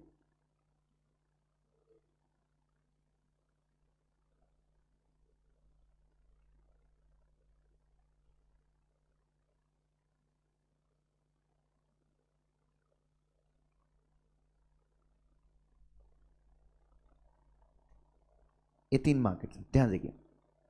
सो बच्चों रेलिवेंट मार्केट का मतलब क्या है, मार्केट जिसको क्या किया जाता है, डिटरमाइन किया जाता है किसके बेसिस पे, on the basis of relevant product market और रेलिवेंट एंड रेलिवेंट। तो ideally relevant market is the main market जहां पे हम इंक्वायरी करते हैं कि कॉम्बिनेशन का इंपैक्ट कहां पे हो रहा है, अब्यूज ऑफ डोमिनेंस का इंपैक्ट कहां पे। तो रेलिवेंट मार्केट का मतलब ऐसी मार्केट जिसको एक्चुअली में क्या पड़ रहा है, फर्क पड़ रहा है। और रेलिवेंट मार्केट जब आप डिसाइड करोगे तो आप 2 मार्केट्स को ध्यान में रख के करते हो, रेलिवेंट ज्योग्राफिक मार्केट और रेलिवेंट प्रोडक्ट मार्केट। तो रेलिवेंट प्रोडक्ट मार्केट का मतलब हो गया, पहले ज्योग्राफिक पढ़ते हैं। तो रेलिवेंट ज्योग्राफिक मार्केट का मतलब क्या हो गया, एक ऐसा मार्केट जिसमें डिमांड और सप्लाई की कंडीशन या फिर कंपटीशन की कंडीशन क्या है, डिस्टिंक्टली होमोजीनियस है नेबरिंग मार्केट से। ठीक है। सो ये 2 मार्केट है। यहां पे गाय का दूध थोड़ा सा लोग प्रेफर करते हैं लेना, यहां पे भैंस का दूध लेना लोग ज्यादा प्रेफर करते हैं। सो अगर गाय के दूध के प्राइस बढ़ जाते हैं अचानक से, तो इस एरिया के लोगों को क्या नहीं पड़ता, फर्क नहीं पड़ता। सो relevant market, relevant geographic market क्या है, क्या नहीं, से दोनों ही मार्केट एक दूसरे के लिए रेलिवेंट ज्योग्राफिक मार्केट है। अब आप देख लीजिए फर्क कहां पे पड़ रहा है, फर्क यहां पे पड़ रहा है, अपने को इंक्वायरी यहां पे करनी है, तो अपन रेलिवेंट ज्योग्राफिक मार्केट के आधार पे अपन डिसाइड कर सकते हैं कि फर्क यहीं पे पड़ रहा है। तो दिस मार्केट इज व्हाट बेटा, रेलिवेंट मार्केट। मतलब गाय के दूध का रेट बढ़ गया तो यहाँ के लोगों को ज्यादा फर्क पड़ रहा है, बट यहाँ के लोगों को फर्क नहीं पड़ रहा। मतलब दूध, गाय के दूध का रेट यहाँ पे भी बढ़ा है और इस मार्केट में ही बढ़ा, बट ज्यादा फर्क कहाँ के लोगों को पड़ रहा है, यहाँ के लोगों का प्रेफरेंस क्या है, भैंस के दूध को है, तो कंडीशन ऑफ कंपटीशन दोनों मार्केट में सेम है, अलग है, तो हमने इसको क्या मान लिया, तो दोनों मार्केट के नहीं से एक दूसरे के लिए क्या है, रेलिवेंट ज्योग्राफिक मार्केट, और इसके बेसिस पे हम डिसाइड कर लेंगे कि हमारा रेलिवेंट मार्केट क्या है। ये कौन सा मार्केट हो गया, रेलिवेंट ज्योग्राफिक मार्केट। अगला जो मार्केट है, व्हाट इज दैट, यस, जो अगला मार्केट है that is relevant product market. Relevant product market का मतलब है a market which comprises of the area, एक ऐसा market which comprises of the area जहां पे क्या अवेलेबल है, जहां पे गुड्स की हम क्या देखते हैं, कैरेक्टरिस्टिक्स देखते हैं, और कैरेक्टरिस्टिक्स देखने के बाद हमको पता है कि वहां पे क्या अवेलेबल है, सब्स्टिट्यूट्स अवेलेबल होते हैं। जैसे गाय के दूध का सब्स्टिट्यूट यहां पे अवेलेबल था, भैंस का दूध, तो आइडियली आप क्या मानोगे, आप रेलिवेंट प्रोडक्ट मार्केट किसको मानोगे, बगल वाले मार्केट को मानोगे, क्योंकि यहां पे क्या है, यहां पे गाय के दूध का क्या अवेलेबल है, सब्स्टिट्यूट अवेलेबल। लेकिन प्रैक्टिकली, थियोरेटिकली तो ठीक है, अपन इसको रेलिवेंट प्रोडक्ट मार्केट मानते हैं, लेकिन प्रैक्टिकली अपन मानते हैं कि रेलिवेंट प्रोडक्ट मार्केट भी यही है। याद है आपको, थियोरेटिकली बिल्कुल सही है। थियोरेटिकली का मतलब क्या होता है, जहां पे सब्स्टिट्यूट्स अवेलेबल है, तो इस मार्केट, बगल वाले मार्केट में क्या था, बगल वाले मार्केट में सब्स्टिट्यूट अवेलेबल, तो रेलिवेंट प्रोडक्ट मार्केट तो यही हो गया ना, रेलिवेंट प्रोडक्ट मार्केट क्या हो गया, ये हो गया। अब लेकिन इसी रेलिवेंट प्रोडक्ट मार्केट के आधार पे अपन इसको क्या डिक्लेयर करेंगे, इसको हम डिक्लेयर करेंगे this is a relevant market. तो ये हो गया अपना रेलिवेंट मार्केट, और ये आपने कैसे डिस्कस किया, और रेलिवेंट प्रोडक्ट मार्केट। हाँ, तो आइडियली, एक मिनट, थियोरेटिकली तो करेक्ट है, बट इस मार्केट के ऊपर हमने डिसाइड किया कि इस मार्केट में क्या अवेलेबल नहीं है, गाय के दूध का सब्स्टिट्यूट अवेलेबल नहीं है। तो आप ऐसा बोल सकते हैं कि रेलिवेंट प्रोडक्ट मार्केट और रेलिवेंट ज्योग्राफिक मार्केट और रेलिवेंट मार्केट तीनों ही मेरे लिए क्या है, सेम है। तो थियोरेटिकली जिस मार्केट में सब्स्टिट्यूट्स अवेलेबल होते हैं उसको अपन क्या बोलते हैं, product market, but on that basis I decide which one is the relevant product market. So ideally inquiry मैं कहां पे करूंगा, उधर इंक्वायरी करने की जरूरत नहीं जहां पे क्या अवेलेबल है, बट उसके बेसिस पे मुझे पता चला कि सब्स्टिट्यूट अवेलेबल कहां पे नहीं, तो इंक्वायरी मेरी कहां पे अभी होनी चाहिए, जहां सब्स्टिट्यूट्स अवेलेबल नहीं, क्योंकि वहां के कस्टमर मर रहे हैं ना अब्यूज ऑफ डोमिनेंस के चलते। तो ये चीज आप ध्यान रखना, थियोरेटिकली और प्रैक्टिकली थोड़ी सी क्या होती है, डिफरेंट होती है, और ये सबसे इंपॉर्टेंट चीज है। I think we took 2.5 hours just to fix this.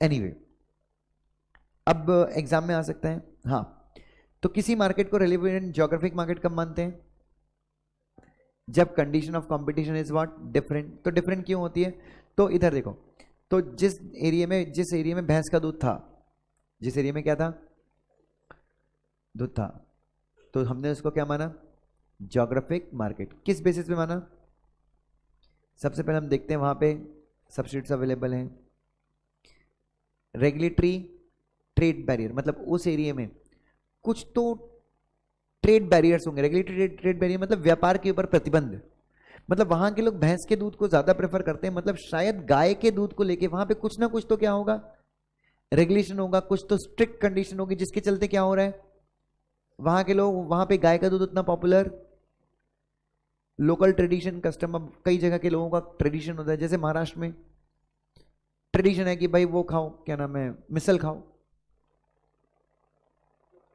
अरे वड़ा पाव खाओ, ये सुनो बच्चों, इट्स अ ट्रेडिशन। तो कई जगह पे क्या होता है, कई जगह पे क्या होता है ट्रेडिशन, मेरे को 10 साल हो गया वड़ा पाव खाए, मिसल तो मैंने खाई नहीं अपनी जिंदगी, मतलब एक आध बार खाया हो तो खाया हो जब फ्री में मिला हो, बट जहां से मुझे हेल्थ समझ में आया कि हेल्थ जैसी कोई चीज है, वहां से मैंने मिसल खाने क्या कर दिया, छोड़ दिया। सो आप समझ रहे हो, कई जगह के लोगों के ट्रेडिशन क्या होते हैं, अलग होते हैं, प्रेफरेंसेस अलग होते हैं। इसके चलते क्या होता है, इसके चलते क्या होता है, प्रोडक्ट्स की डिमांड सप्लाई में भी चेंज हो जाता है। ट्रांसपोर्टेशन कॉस्ट, शायद गाय के दूध का चलन वहां पे इसलिए नहीं बढ़ पाया, क्यों, शायद ट्रांसपोर्टेशन कॉस्ट वहां पे ज्यादा हो, कम हो, whatever. Consumer preferences, local language और डिस्ट्रीब्यूशन फैसिलिटी, क्या नहीं से इन चीजों के चलते भी, लोकल लैंग्वेज के चलते, डिस्ट्रीब्यूशन, शायद वहां पे गाय का दूध कभी अच्छे से डिस्ट्रीब्यूट नहीं हो पाया, इसलिए बचपन से वहां के लोगों ने क्या प्रेफर किया। तो ये सारी चीजों के चलते क्या होता है, ये सारे फैक्टर्स को कंसीडर करेगा कौन, कंपटीशन कमीशन ऑफ इंडिया, किसी मार्केट को क्या डिक्लेयर करने के पहले, रेलिवेंट ज्योग्राफिक मार्केट। तो दोनों मार्केट एक दूसरे के लिए क्या है, रेलिवेंट ज्योग्राफिक मार्केट है।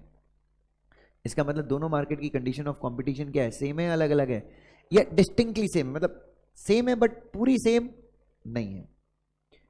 उसके बाद है relevant product market. Relevant product market क्या होता है? जिस मार्केट में क्या अवेलेबल है, मतलब इस मार्केट में गाय का दूध चलता है, इस मार्केट में दूध पाउडर चलता है। तो जैसे ही इस मार्केट में गाय के दूध का रेट बढ़ गया, इस मार्केट के लोग सीधे कहां पे शिफ्ट हो गए? मिल्क पाउडर में शिफ्ट हो गए। उनको कोई फर्क ही नहीं पड़ा। तो मिल्क का सब्स्टिट्यूट मिल्क पाउडर है ना? अरे है कि नहीं? मुझे भी नहीं पता। इकोनॉमिक्स से पढ़ा होगा ना आपने? अरे तुम लोगों ने फ्री में पढ़ा है, क्या पता होगा। 12th में पढ़े थे ना? हाँ 12th में फिर भी अच्छा पढ़े होगे इधर। सो नाउ तो इस मार्केट में गाय के दूध का सब्स्टिट्यूट अवेलेबल है, इस मार्केट में अवेलेबल नहीं है। क्या नहीं से इससे मैं डिसाइड कर सकता हूं कि मेरा रेलिवेंट मार्केट कौन सा है, मेरे को इंक्वायरी कहां पे करनी है? Physical characteristics of goods. Physical मतलब दोनों गुड्स का शक्ल कैसा है, दोनों गुड्स का अगर खाने पीने का आइटम है तो न्यूट्रिएंट वैल्यू कैसा है, एंड यूज कैसा है, तभी तो सब्स्टिट्यूट होगा ना। दूध को सब्स्टिट्यूट, मिल्क पाउडर को क्यों सब्स्टिट्यूट मानते हैं? क्योंकि उसकी न्यूट्रिएंट वैल्यू, उसका यूज क्या होता है। हम कश्मीर गए थे, वहां पे चाय कैसे बना के देते हैं? दूध के पाउडर से बना के देते हैं। वो बोलते हैं कि पहाड़ों पे गाय होती नहीं है, बकरियां होती, तो बकरी का दूध पी लो, या फिर अब पतंजलि का दूध पाउडर रखे हुए थे बच्चों। गाली दे रहे थे इंडिया को। अब प्रोडक्ट पूरा किसका यूज कर रहे थे? इंडिया का यूज कर रहे थे बच्चों। एहसान फरामोश लोग। यस और नो बच्चों? नाउ इधर प्राइस ऑफ द गुड्स और सर्विसेज। गुड्स का प्राइस और सर्विस भी सेम होना चाहिए ना। मिल्क और मिल्क पाउडर का जो रेट है वो क्या होना चाहिए? सेम। मिल्क पाउडर का रेट ज्यादा होता है क्योंकि एक किलो मिल्क पाउडर से कुछ 2 किलो दूध बनता है। वो नेस्ले का आता है, नेस्ले गुड लाइफ करके कुछ आता है। 1 किलो मिल्क पाउडर से कितना दूध बनता है? 2 लीटर दूध बनता है बच्चों।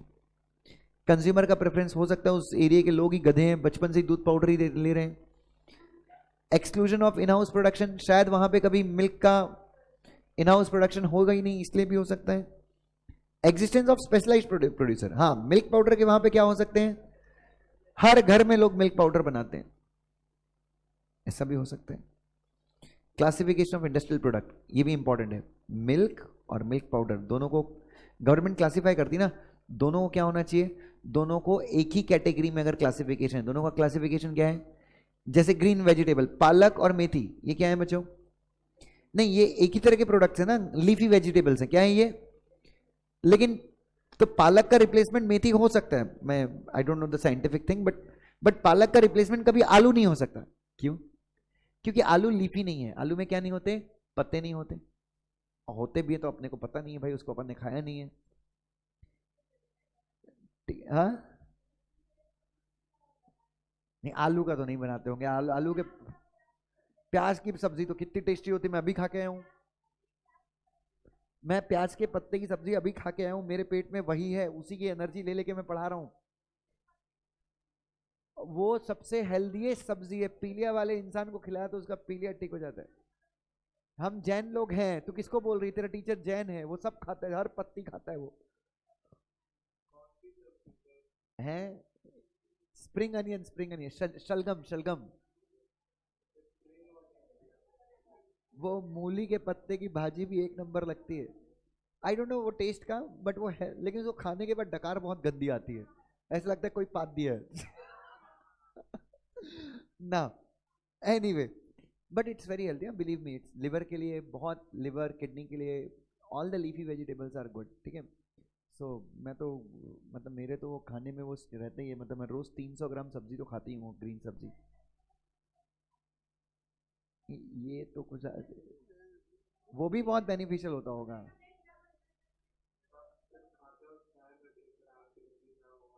अबे एसिड नहीं होती, ग्रीन खाने से तो अच्छा होता है। इधर तू साले जो नॉनवेज खाता है, चिकन मटन और ये सब,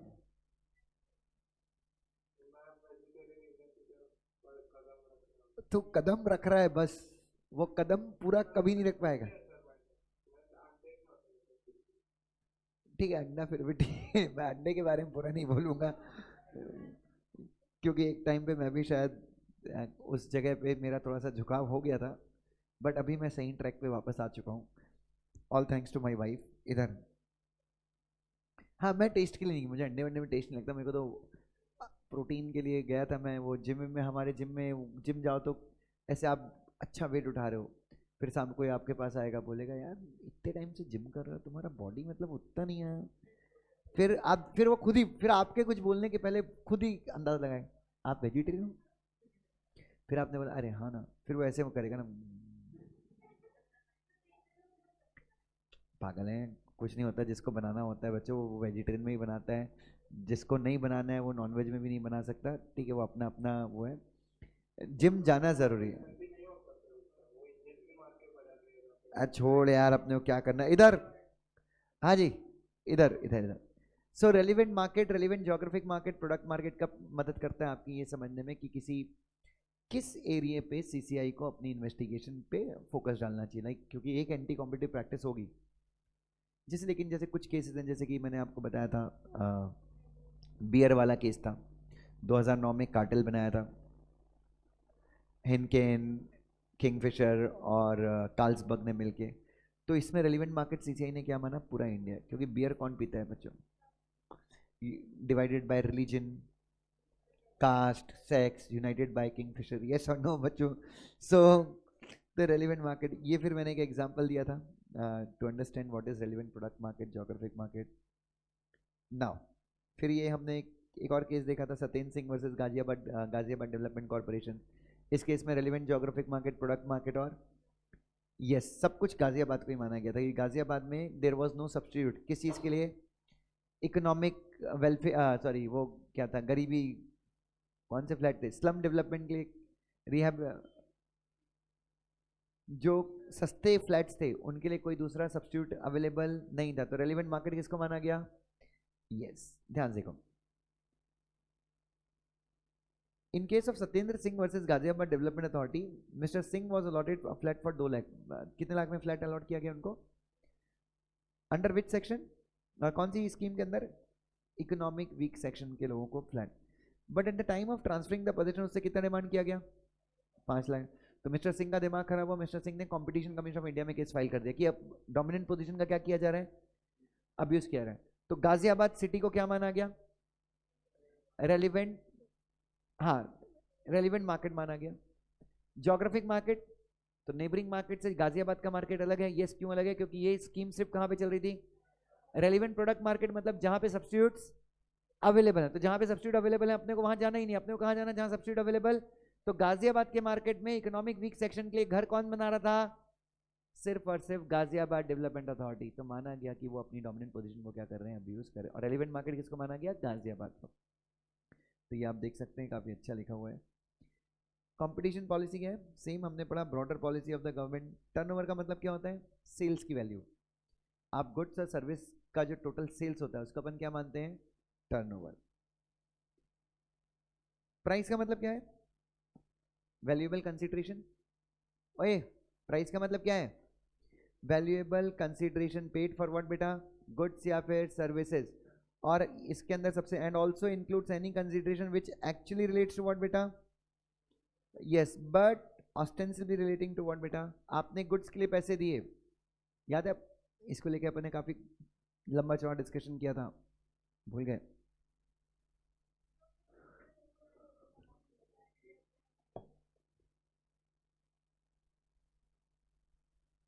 ये सेक्शन 5 में ये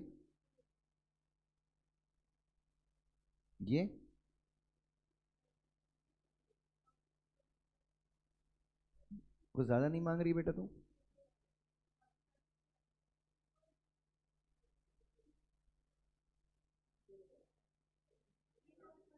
हाँ ये कट कर दो, हाँ वो कट कर देना, मैंने नोट से भी हटा दिया वो। दाओ इधर देखो, और उसमें यस कर देना, मतलब वो जो स्टेटमेंट है ना उसको उल्टा पढ़ोगे तो समझ में आएगा वो। हाँ वो डज नॉट भी सही है, बट इफेक्टिवली जितना अपन ने पढ़ा है वो यस है, तो वो कट भी किया तो भी चलेगा, ठीक है। Now listen to me please, price का मतलब क्या है, वैल्यूएबल कंसिडरेशन जो आप गुड्स या सर्विसेज के क्या करते हो, पे करते हो, और क्या इंक्लूड करता है,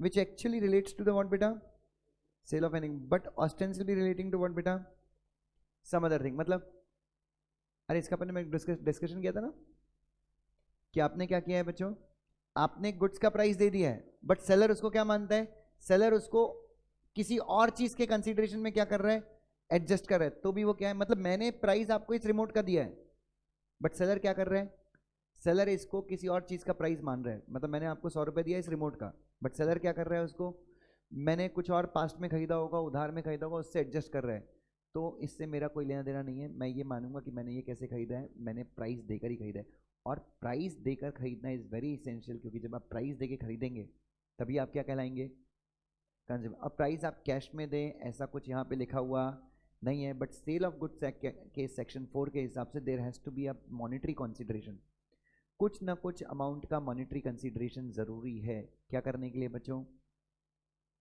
अरे क्या करने के लिए, कंसीडरेशन पे करने के लिए, सेल होने के लिए, और जब आपने कंसीडरेशन पे किया तभी आपको क्या माना जाएगा, कंज्यूमर। एंटी कॉम्पिटिटिव अग्रीमेंट्स, ध्यान से देखिए प्लीज हियर, सेक्शन कौन सा है, सेक्शन 3 जो है वो रिलेट करता है किससे, anti competitive agreement. Section 3 sub section 1, ऐसे अग्रीमेंट जो appreciable adverse effect on competition create करेंगे वो अग्रीमेंट क्या होंगे, अरे सॉरी पहला है प्रोहिबिशन, आपको ऐसे अग्रीमेंट करने ही नहीं है, किसके बारे में बच्चों, no enterprise association of person shall enter into agreement in respect of what बेटा, प्रोडक्शन सप्लाई डिस्ट्रीब्यूशन, जिसके चलते क्या होने वाला है, एप्रीशिएबल एडवर्स इफेक्ट होने वाला है कंपटीशन के ऊपर, किसी भी एंटरप्राइज को वैसा अग्रीमेंट नहीं करना है। दूसरा, अगर आपने वैसा अग्रीमेंट किया तो उसको अपन क्या मानेंगे, void, section 3 subsection 2। Section 3 subsection 3 बताता है कि कौन से अग्रीमेंट्स हैं जिनको आप एंटी कॉम्पिटिटिव कहेंगे, कौन कौन से अग्रीमेंट हैं, अगर ऐसा अग्रीमेंट के थ्रू आप क्या कर रहे हो, परचेज या सेल प्राइस फिक्स कर रहे हो, लिमिट्स और कंट्रोल व्हाट बेटा, प्रोडक्शन सेल सप्लाई डिस्ट्रीब्यूशन। तीसरा, ऐसे अग्रीमेंट जिसके थ्रू आप क्या करते हो, मार्केट को शेयर करते हो, या फिर प्रोडक्शन का सोर्स शेयर कर रहे हो, या फिर गुड्स या फिर सर्विसेज को शेयर कर रहे हो। एग्जांपल, मार्केट को शेयर, दिल्ली में आपकी गाड़ी बिकेगी, मुंबई में मेरी गाड़ी बिकेगी। या फिर हम क्या कर रहे हैं, सोर्स ऑफ प्रोडक्शन, प्रोडक्शन मतलब सोर्स ऑफ प्रोडक्शन का मतलब जहां पे गुड्स, जहां पे गाड़ियां बन रही हैं, हम उसको क्या कर रहे हैं, हम उसको शेयर कर रहे हैं। एक ही फैसिलिटी में क्या, या एक ही फैक्ट्री में क्या होंगी बच्चों, आपकी भी गाड़ी बनेगी और मेरी भी गाड़ी बनेगी, ठीक है, यहां तक तो कोई प्रॉब्लम नहीं है, निसान और रेनॉल्ट की गाड़ियां एक ही फैक्ट्री में बनती, बट उसके बेसिस पे हम क्या कर रहे हैं, हम कंज्यूमर फिक्स कर रहे हैं, क्या फिक्स कर रहे हैं, कंज्यूमर, कि लो एंड वाली 10 लाख तक की जो कार्स हैं वो तुम्हारी खरीदेगा कस्टमर, 10 के ऊपर मेरी खरीदेगा। फिर आप क्या कर रहे हो कि हम किसी लोकेलिटी में, रायपुर में तुम 100 गाड़ियां बेचोगे महीने की, मैं 100 गाड़ियां बेचूंगा महीने की, क्या कर रहे हैं अपन, मार्केट शेयर कर रहे हैं। ये सब भी क्या है, इससे कंपटीशन बढ़ेगा या गिरेगा, गिरेगा। टीवीएस बोलता है, जैसे टीवीएस बोलता है कि मैं सिर्फ 100 सीसी गाड़ी बनाऊंगा, होंडा बोलता है कि मैं 100 से लेके 200 सीसी तक की गाड़ी बनाऊंगा, हीरो होंडा बोलता है कि मैं, या हीरो मोटर वाला बोलता है कि मैं 200 सीसी एंड अब बनाऊंगा। बच्चों मुझे बताओ, इनका कंपटीशन है या खत्म कर लिया, क्या किया इन्होंने, कंज्यूमर को शेयर कर लिया, इन्होंने प्रोडक्ट शेयर कर लिया, कंपटीशन खत्म हो गया। या फिर हीरो बोलता है मैं नॉर्थ में अपनी गाड़ियां बेचूंगा, टीवीएस बोलता है मैं साउथ में अपनी गाड़ियां बेचूंगा, क्या हो रहा है बच्चों, और हम एक दूसरे के कॉम्पिटिटर नहीं बनेंगे, ठीक है। तो ये सारी चीज़ें बच्चों क्या है।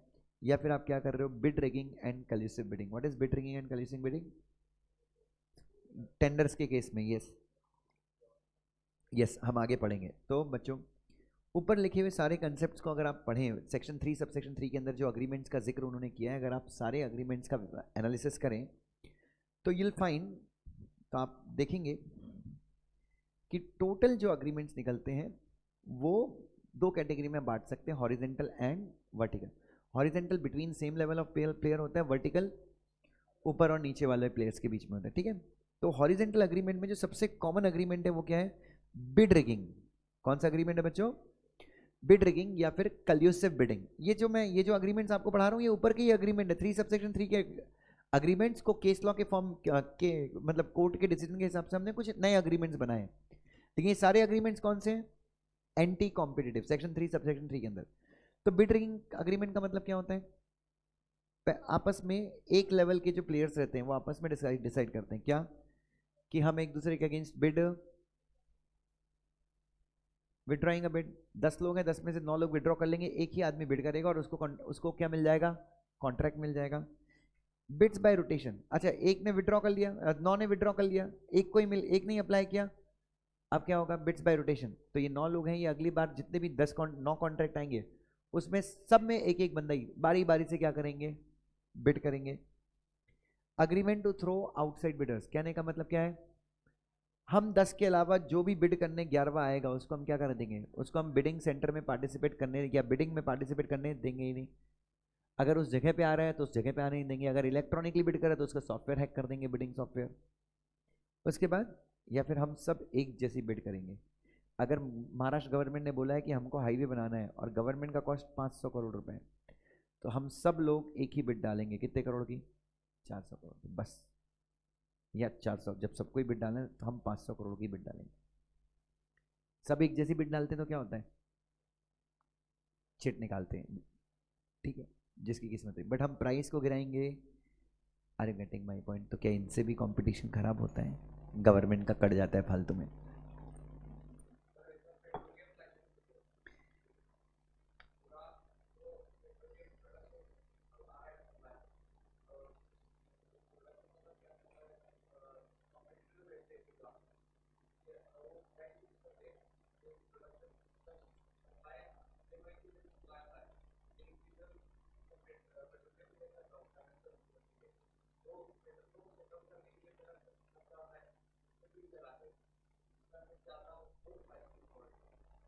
हो सकता है,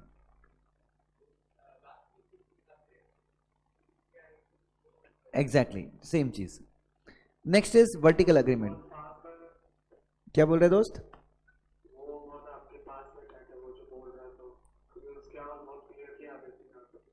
हाँ हाँ एकदम पास में ही है, ज़्यादा 10 फीट दूरी है इधर। नाउ 10 भी नहीं होगी, 4 फीट ही होगी, 6 फीट इधर।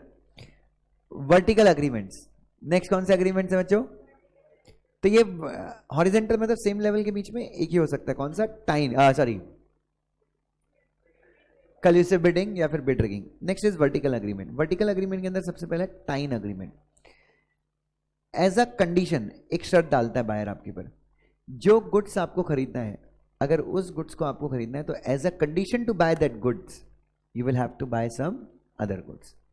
ठीक है, जैसे सबसे बेस्ट एग्जांपल इसका हमेशा यही है, आप जब सिलेंडर का कनेक्शन लेने जाते हो तो पेट्रोलियम कंपनी आपको ज़बरदस्ती गैस का चूल्हा धरा देती है, हाँ या ना? सो दैट इज़ व्हाट बेटा टाइन अग्रीमेंट। इसके चलते क्या होता है, जो जो बेचारा सिर्फ क्या बना रहा है, गैस का चूल्हा बना रहा है, बाकी पूरे मार्केट में गैस चूल्हा बनाने वालों की लग जाती है। ये सुनो बच्चों। दूसरा, सैमसंग सैमसंग ने कोई तो फ़ोन लॉन्च किया था, गैलेक्सी, बहुत पहले, सुनो तो उसमें क्या किया उसने उसने फ़ोन के साथ एक शर्त नहीं निकाली कि अगर आपको गैलेक्सी आई या गैलेक्सी 7 बहुत पहले, अगर आपको फ़ोन लेना है तो फ़ोन के साथ आपको क्या लेना पड़ेगा, उनका कवर भी लेना पड़ेगा, जो भी आता है वो पीछे क्या लगाते हैं फ़ोन का, हाँ केस भी आपको उनका ही लेना पड़ेगा। ठीक है, बहुत पहले की बात है ये, ठीक है। और तो इससे क्या हो गया बच्चों, टाइन अग्रीमेंट था ना ये, मतलब सैमसंग का फ़ोन था उस समय कुछ 35-40,000 का सैमसंग का फ़ोन था, और उसके साथ में आपको 700 या 800 रुपये का वो केस था, वो आपको कंपलसरी लेना ही था, उसके बिना आपको फ़ोन नहीं मिल रहा था। तो इसके चलते किसका मार्केट खराब हो गया, सैमसंग का नहीं रे बाबा, सैमसंग का फ़ोन तो उस दिन सभी ले रहे थे, क्या नहीं थे, जो लोग सिर्फ मोबाइल एक्सेसरीज बनाते हैं उनका धंधा चौपट हो गया। शिकायत फाइल की किसी ने अब्यूज़ ऑफ डोमिनेंस की, लेकिन उस समय सैमसंग का मार्केट शेयर 4 या 5% या 6% ही था, तो क्या हुआ, सामने वाला केस हार गया। उस समय मार्केट में नंबर 1 नोकिया था, नहीं नंबर 1, हाँ नंबर 1 नोकिया था, सेकंड माइक्रोमैक्स था, नथिंग लाइक एनीथिंग। आज ये इतना खतरनाक उसका पंच लाइन है, मुझे आज तक समझ में ही नहीं आया, नथिंग लाइक एनीथिंग, इतना कॉम्प्लिकेटेड क्यों बनाने का भाई, सी लिख देता माई फोन इज बेस्ट, कुछ भी बना देता, think differently, think with care, कुछ भी बना देता, नथिंग लाइक एनीथिंग, समझने में कितना टाइम लगता है। उसका वो पंच लाइन है, नथिंग लाइक एनीथिंग, क्या उसका मतलब है? माइक्रोमैक्स ऐसा कुछ होता है। एनीवे, हाँ जी, आपको फ्रिज खरीदना है तो वॉशिंग मशीन भी। एक्सक्लूसिव सप्लाई अग्रीमेंट, सप्लायर, सुनो ध्यान से, इस अग्रीमेंट में कौन रिस्ट्रिक्ट करता है? सप्लायर रिस्ट्रिक्ट करता है, किसको? परचेजर को रिस्ट्रिक्ट करता है, क्या बोल के? कि if you want to have supplies from me, अगर तुमको मुझे से सप्लाई चाहिए तो आप किसी और से सप्लाई नहीं ले सकते, ठीक है? तो एक्सक्लूसिव सप्लाई अग्रीमेंट में सिर्फ आपको कौन रिस्ट्रिक्ट करेगा? ऊपर और जो सप्लाई कर रहे हैं। लेकिन इसका एक और एडवांस्ड फॉर्म क्या है? Refusal to. देखो, एक्सक्लूसिव सप्लाई में आपको सप्लाई सिर्फ कौन रिस्ट्रिक्ट करेगा? ठीक है, सप्लायर किसको रिस्ट्रिक्ट करेगा? परचेजर को। लेकिन रिफ्यूजल टू डील में परचेजर भी रिस्ट्रिक्ट कर सकता है आपको, परचेजर, कि देख तेरे को अगर मुझे बेचना है ना तो किसी और को बेच नहीं सकता। मैंने एग्जांपल लिखा है नोट्स में, पतंजलि वाला। पतंजलि ने अपने सारे मिल्क सप्लायर को बोला कि देखो तुम लोगों को अपना दूध अगर मुझे बेचना है तो तुम किसी और डेयरी के साथ टाई अप नहीं कर सकते। उसके बाद एक्सक्लूसिव डिस्ट्रीब्यूशन अग्रीमेंट। क्या है एक्सक्लूसिव डिस्ट्रीब्यूशन अग्रीमेंट? सेम, सुनो क्या है इसके अंदर? An agreement, yes, an agreement to limit, control what? Production को कम करना, to allocate the areas, distribution के लिए क्या कर लेना? एरियाज फिक्स कर लेना, जो अपन ने पढ़ा था। आप क्या कर सकते हो? शेयरिंग द कस्टमर्स, आप कस्टमर को शेयर कर सकते हो, आप एरियाज शेयर कर सकते हो, प्रोडक्शन को क्या कर सकते हो? एकदम कम कर सकते हो। ये सारी चीजें कहाँ पे होती हैं? एरियाज अलोकेट कर देना कि तुम यहाँ पे सेल करोगे, यहाँ पे सेल करोगे, तो ये सब क्या है बच्चों? एक्सक्लूसिव डिस्ट्रीब्यूशन अग्रीमेंट, डिमांड को बढ़ाने के लिए। उसके बाद क्या था बच्चों? रीसेल प्राइस मेंटेनेंस, लास्ट वाला। क्या है रीसेल प्राइस मेंटेनेंस? बच्चों, मैन्युफैक्चरर डिसाइड करेगा कि होलसेलर कितने में प्राइस सामान बेचेंगे, या होलसेलर डिसाइड करेगा कि रिटेलर कितने मैक्सिमम कितने प्राइस में बेचेंगे, जिसके नीचे वो बेच। जैसे महिंद्रा, मैंने एग्जांपल दिया था, महिंद्रा, जितनी भी ऑटो कंपनीज हैं इंडिया में, वो सब क्या करती हैं? Every auto company in India follows the practice of what बेटा? Resale price maintenance. वो लोग क्या करते हैं? वो कभी भी अपने डीलर्स के बीच में कंपटीशन नहीं करवाते। महिंद्रा की 10 डीलरशिप हैं पुणे में अगर, तो every dealership will have what बेटा? हर, और उस दिन हमको पता चला कि दीदी के पास XUV 700 नया वाला, तो एवरी डीलरशिप हैज व्हाट बेटा? Same price. 10-15 रुपए का फर्क होता है। तो क्या इसके चलते अपने को फायदा मिल रहा है कंज्यूमर को? कंज्यूमर को क्या फायदा मिल रहा है? कोई फायदा नहीं मिल रहा है। अरे महंगा क्या, लेकिन कंपटीशन का मजा कब है? जब दो सेलर्स के बीच में प्राइस में डिस्ट्रीब्यूशन डिफरेंसेस और सर्विसेज। अरे फ्री एक्सेसरी तक नहीं देते साला। मैं थार खरीदी साला, कुछ नहीं दिया, भिखारी टाइप का। क्या दिया आपको? कुछ फ्री एक्सेसरी दिया क्या? बोलते गाड़ी दे रहे हैं, वही बड़ी बात है। Are you getting my point बच्चों? So this is the thing. इधर देखो, प्लीज हियर, प्लीज हियर। सो हर एक ऑटो कंपनी क्या करती है? रीसेल प्राइस मेंटेन, ताकि उनके डीलर्स के बीच में क्या ना हो। अच्छा, और ये सारी प्रैक्टिसेस चल रही हैं ना। ये जितने भी अग्रीमेंट्स मैंने आपके साथ डिस्कस किए, वो कौन से अग्रीमेंट हैं? लेकिन ये सारे अग्रीमेंट्स अभी तक चल रहे हैं। यस, क्यों चल रहे हैं? क्योंकि ये अग्रीमेंट्स अपने आप एंटी कॉम्पिटिटिव नहीं बन जाते। इनके अगेंस्ट क्या होनी चाहिए? शिकायत होनी चाहिए। शिकायत के बाद CCI क्या करेगी? इनमें इंक्वायरी करेगी, और इंक्वायरी पे अगर ये साबित होता है कि एंटी कॉम्पिटिटिव है, तभी क्या माना जाएगा इनको? वॉइड एब इनिशियो। चलिए आगे आ जाइए बच्चों। इसमें दो तीन चीजें याद रखिए। इधर जॉइंट वेंचर अग्रीमेंट। कौन से अग्रीमेंट? अगर मेरे और सार्थक के बीच में कोई जॉइंट वेंचर अग्रीमेंट है, और हमने क्या कहा कि जब तक सार्थक अपना जॉइंट वेंचर चालू है, हम दोनों एक किसी भी दूसरे बिजनेस में नहीं जाएंगे, और पूरा फोकस किसके ऊपर करेंगे? अपने जॉइंट वेंचर बिजनेस के ऊपर फोकस करेंगे। क्या इसको एंटी कॉम्पिटिटिव माना जा सकता है? नहीं। ये efficiency enhancing joint venture agreement. Efficiency मतलब हम दूसरे बिजनेस में क्यों फोकस नहीं करेंगे? क्योंकि हम अपने जेवी के ऊपर फोकस करेंगे। ये सुनो, और कई बार आप किसी दूसरे इंसान का पेटेंट यूज करते हैं, ट्रेडमार्क यूज करते हैं, तो वो भी आपको क्या करता है? रेस्ट्रिक्ट करता है। जैसे आपके पास मैकडी की फ्रेंचाइजी है, तो वो आपको रेस्ट्रिक्ट कर देगा। किस चीज़ से? कि मेरा जो पेटेंट है वो जोकर वाला पेटेंट, तुम मेरे शोरूम के अंदर ही लगाओगे, या बाहर लगाए तो 2 मीटर दूर से ज़्यादा लगाओगे, तो वो भी आपको रेस्ट्रिक्ट करेगा। कौन? Franchisee owner. आपने किसी का कॉपीराइट लिया, जैसे मैंने थिएटर, पठान मूवी आई है, मैंने उसका कॉपीराइट लिया है कि मैं अपने थिएटर में चलाऊंगा, तो वो मुझे रेस्ट्रिक्ट करेगा कि साले थिएटर पे ही चलाना, थिएटर में कोई वो कैमरा वैमरा डिवाइस तो वो भी मुझे रेस्ट्रिक्ट करेगा। क्यों? अपने ट्रेडमार्क को प्रोटेक्ट करने के। तो ये सारे अग्रीमेंट्स को एंटी कॉम्पिटिटिव माना नहीं जाता। Is that clear? चलो आगे आ जाओ।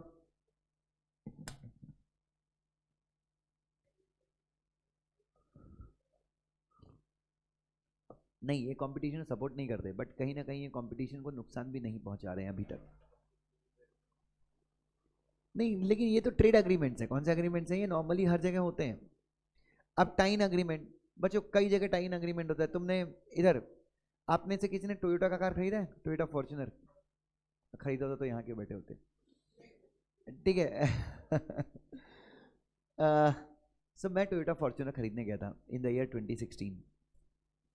ठीक है, तो आप बिलीव करेंगे उस समय मुझे कार मिल रही थी कुछ जो मुझे चाहिए थी, ऑटोमेटिक डीजल 4x2, 40 लैक्स की कार थी।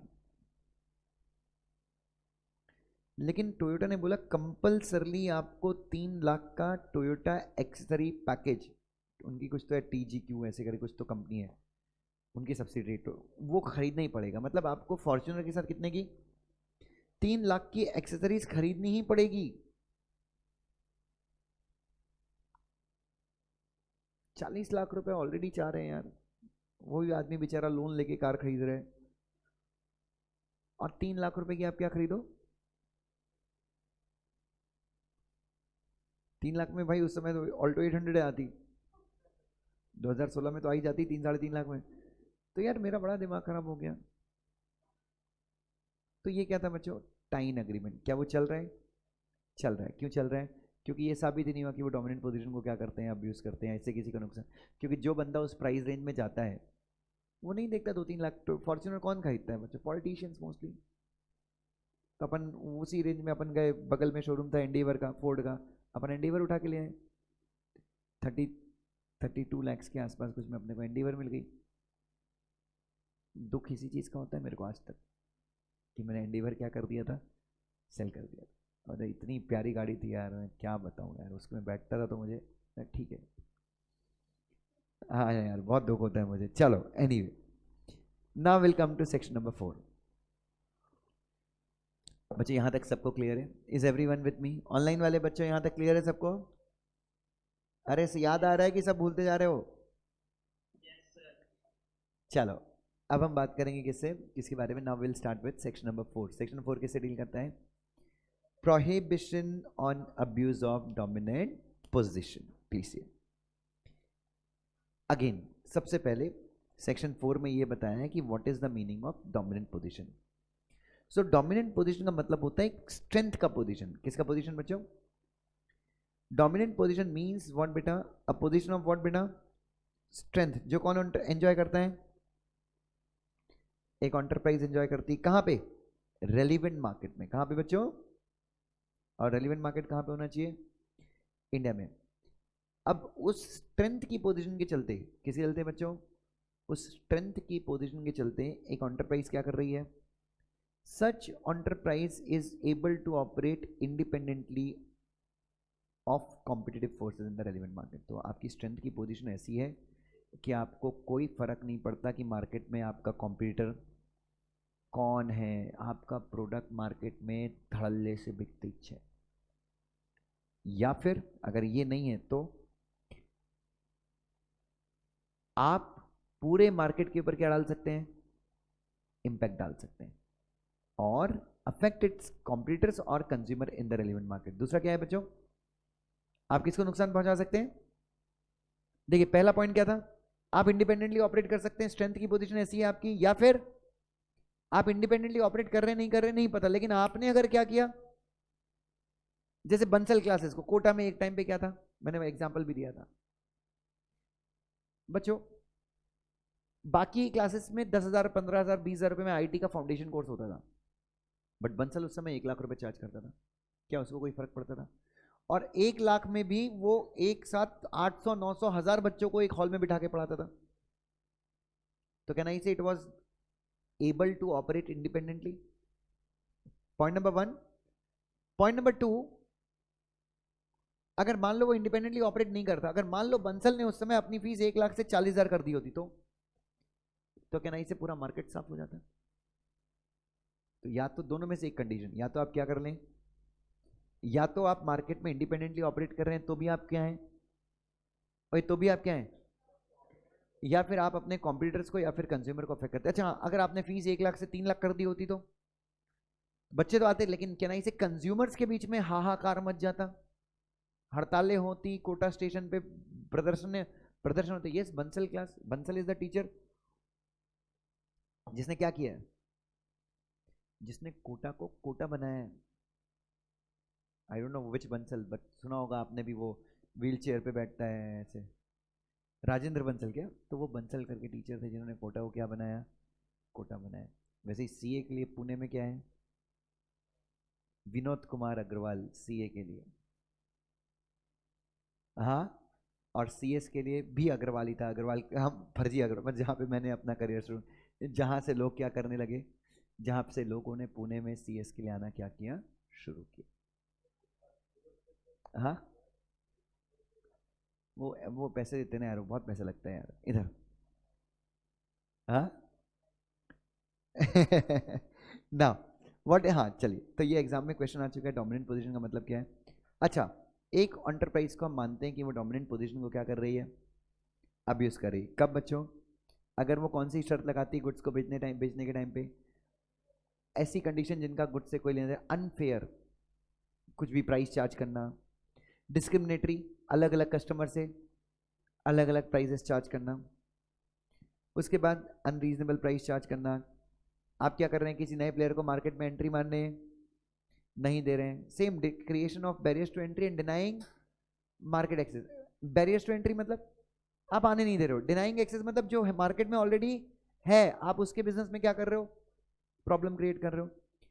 गुड्स बेचते टाइम आप गुड्स बेचने के समय आप क्या कर रहे हो, ऐसी सप्लीमेंट्री कंडीशंस डाल रहे हो जिनका गुड्स के बेचने से, गुड्स से कोई लेना देना नहीं है।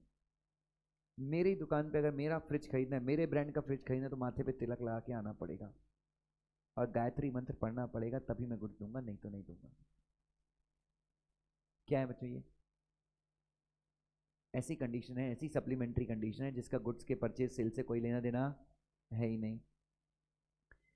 एक मार्केट में डोमिनेंट पोजीशन है तो उसको यूज कर रहे हो कहां पे, घुसने के लिए दूसरे मार्केट में। फॉर एग्जांपल, अगर आप एशियन पेंट, मैंने एग्जांपल दिया था, एशियन पेंट का डोमिनेंट पोजीशन पेंट के मार्केट में है, इंडिया में है या नहीं है। आप अपने, आपके पास डीलरशिप नेटवर्क है, आप क्या बोल रहे हो, अपने डीलर्स को जबरदस्ती कर रहे हो क्या, कि तुमको एशियन पेंट की डीलरशिप अगर चाहिए तो तुमको, अब एशियन पेंट ने क्या बनाई है बच्चों, एशियन पेंट ने गुल्ली डंडा बनाया है, नया गुल्ली डंडा का अभी ब्रांड निकाला है, the gulli danda, Asian paint गुल्ली, एशियन गुल्ली डंडा। तो वो क्या बोल रहे हैं, सारे डीलर्स को बोल रहा है कि सुनो बे, 2-2 ट्रक भर के गुल्ली डंडा तुम्हारे घर तो तुम्हारी दुकान के सामने पहुंचा रहा हूं। तो वो क्या कर रहा है बच्चों, पेंट के मार्केट में डोमिनेंट पोजीशन जो है उसका यूज कर रहा है कौन से मार्केट में एंट्री मारने के लिए, गुल्ली डंडा, वट एवर, गिल्ली गुल्ली, हम लोग गुल्ली बोलते हैं। क्या क्या डाला है पीवीआर पे रिस्ट्रिक्शन, किसने डाला है रिस्ट्रिक्शन, हाँ क्या, मुझे नहीं पता, क्यों, कुछ तो गड़बड़ किया होगा उसने। अच्छा, पीवीआर के पास 3,000 स्क्रीन है तो उसने, सीसीआई ने कंडीशन डाला है कि अभी वो एक भी नया स्क्रीन अक्वायर, लेकिन अभी वो स्क्रीन भले ही उसने कर लिया बट सारी स्क्रीन मक्खी ही मारेंगी, जो बॉलीवुड का स्थिति है हमारे देश में बच्चों। ठीक है, तो अभी ये सारे जो पीवीआर वीवीआर हैं, ये theatre business is the worst business. अभी वो पठान आएगी, वो ऐसे बुरी तरह से उसकी गठान खुलेगी ना, वो जिंदगी में याद रखेगा। इधर, हाँ, हिट नहीं, हिट नहीं, वो शाहरुख खान ही हिट करवाएगा, वो फर्जी कलेक्शन फिगर दिखाएगा, और जितने भी गुंडे हैं, दाऊद वाउद, सबका पैसा ब्लैक से व्हाइट में कन्वर्ट होगा उस मूवी में, पता है ना। थिएटर जो है वो सब, क्या पता है, अमेजोन ने खरीदा, मैं तो बंद देखूंगा ही नहीं इधर। नहीं मतलब मैं शाहरुख खान को बहुत पसंद करता हूँ, बट अभी मैं बॉलीवुड के अगेंस्ट हूँ, मैं सबके अगेंस्ट हूँ भाई, बॉयकॉट बॉलीवुड। मैं ट्विटर से मैंने इसलिए डाउनलोड किया है। ढंग से बैठ जा, मेरी माँ, गार्डन नहीं है इधर, सेक्रेटरी, भाई तू मालकिन है वो, ऐसे कैसे इधर, और लास्ट क्या है, आपके डोमिनेंट पोजीशन पे रहने से अगर मार्केट में क्या नहीं हो रहा है, साइंटिफिक इंप्रूवमेंट इनोवेशन अगर मार्केट में नहीं हो तो भी उसको क्या माना जाता है कि यार एक चीज बता, पार्ले जी को कुछ भी इंप्रूवमेंट करने की जरूरत है कि अपने बिस्कुट में, उल्टा उसको डिग्रेडेशन नहीं करना चाहिए। क्या नहीं करना चाहिए? तो अगर कोई बंदा डोमिनेंट पोजीशन पे रहता है तो साइंटिफिक इंप्रूवमेंट अगर वो नहीं करे तो हम क्या मान सकते हैं, अब्यूज। तो सीसीआई वालों को जवाब भेजते हैं ना पार्ले जी कि मेरा शुगर कंटेंट मैंने इतना कम कर दिया है 2010 में मैं जो शुगर कंटेंट था और 2023 में, तो there is an and I am using मेरा, और ये भी बताता है वो कि मेरा 40 करोड़ रुपए साल का मैं सिर्फ रिसर्च में खर्च कर रहा हूँ। तो ये सारे फिगर्स आपको किसको देना पड़ता है, सीसीआई को। You need to give all these figures, ठीक है। उसके बाद बच्चों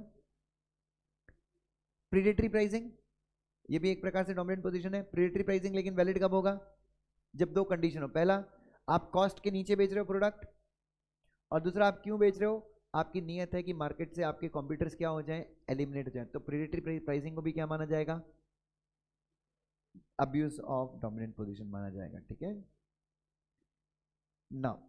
उसके बाद अच्छा, अगर आपके अगेंस्ट साबित हो जाता है क्या कि आप डोमिनेंट पोजीशन को क्या कर रहे हो, तो आपकी एंटरप्राइज को का डिवीजन हो सकता है। जैसे कि इसने बताया कि पीवीआर के अगेंस्ट आरोप लगाया कि उसने डोमिनेंट पोजीशन, उसके ऊपर आरोप है डोमिनेंट पोजीशन को अब्यूज किया उसने।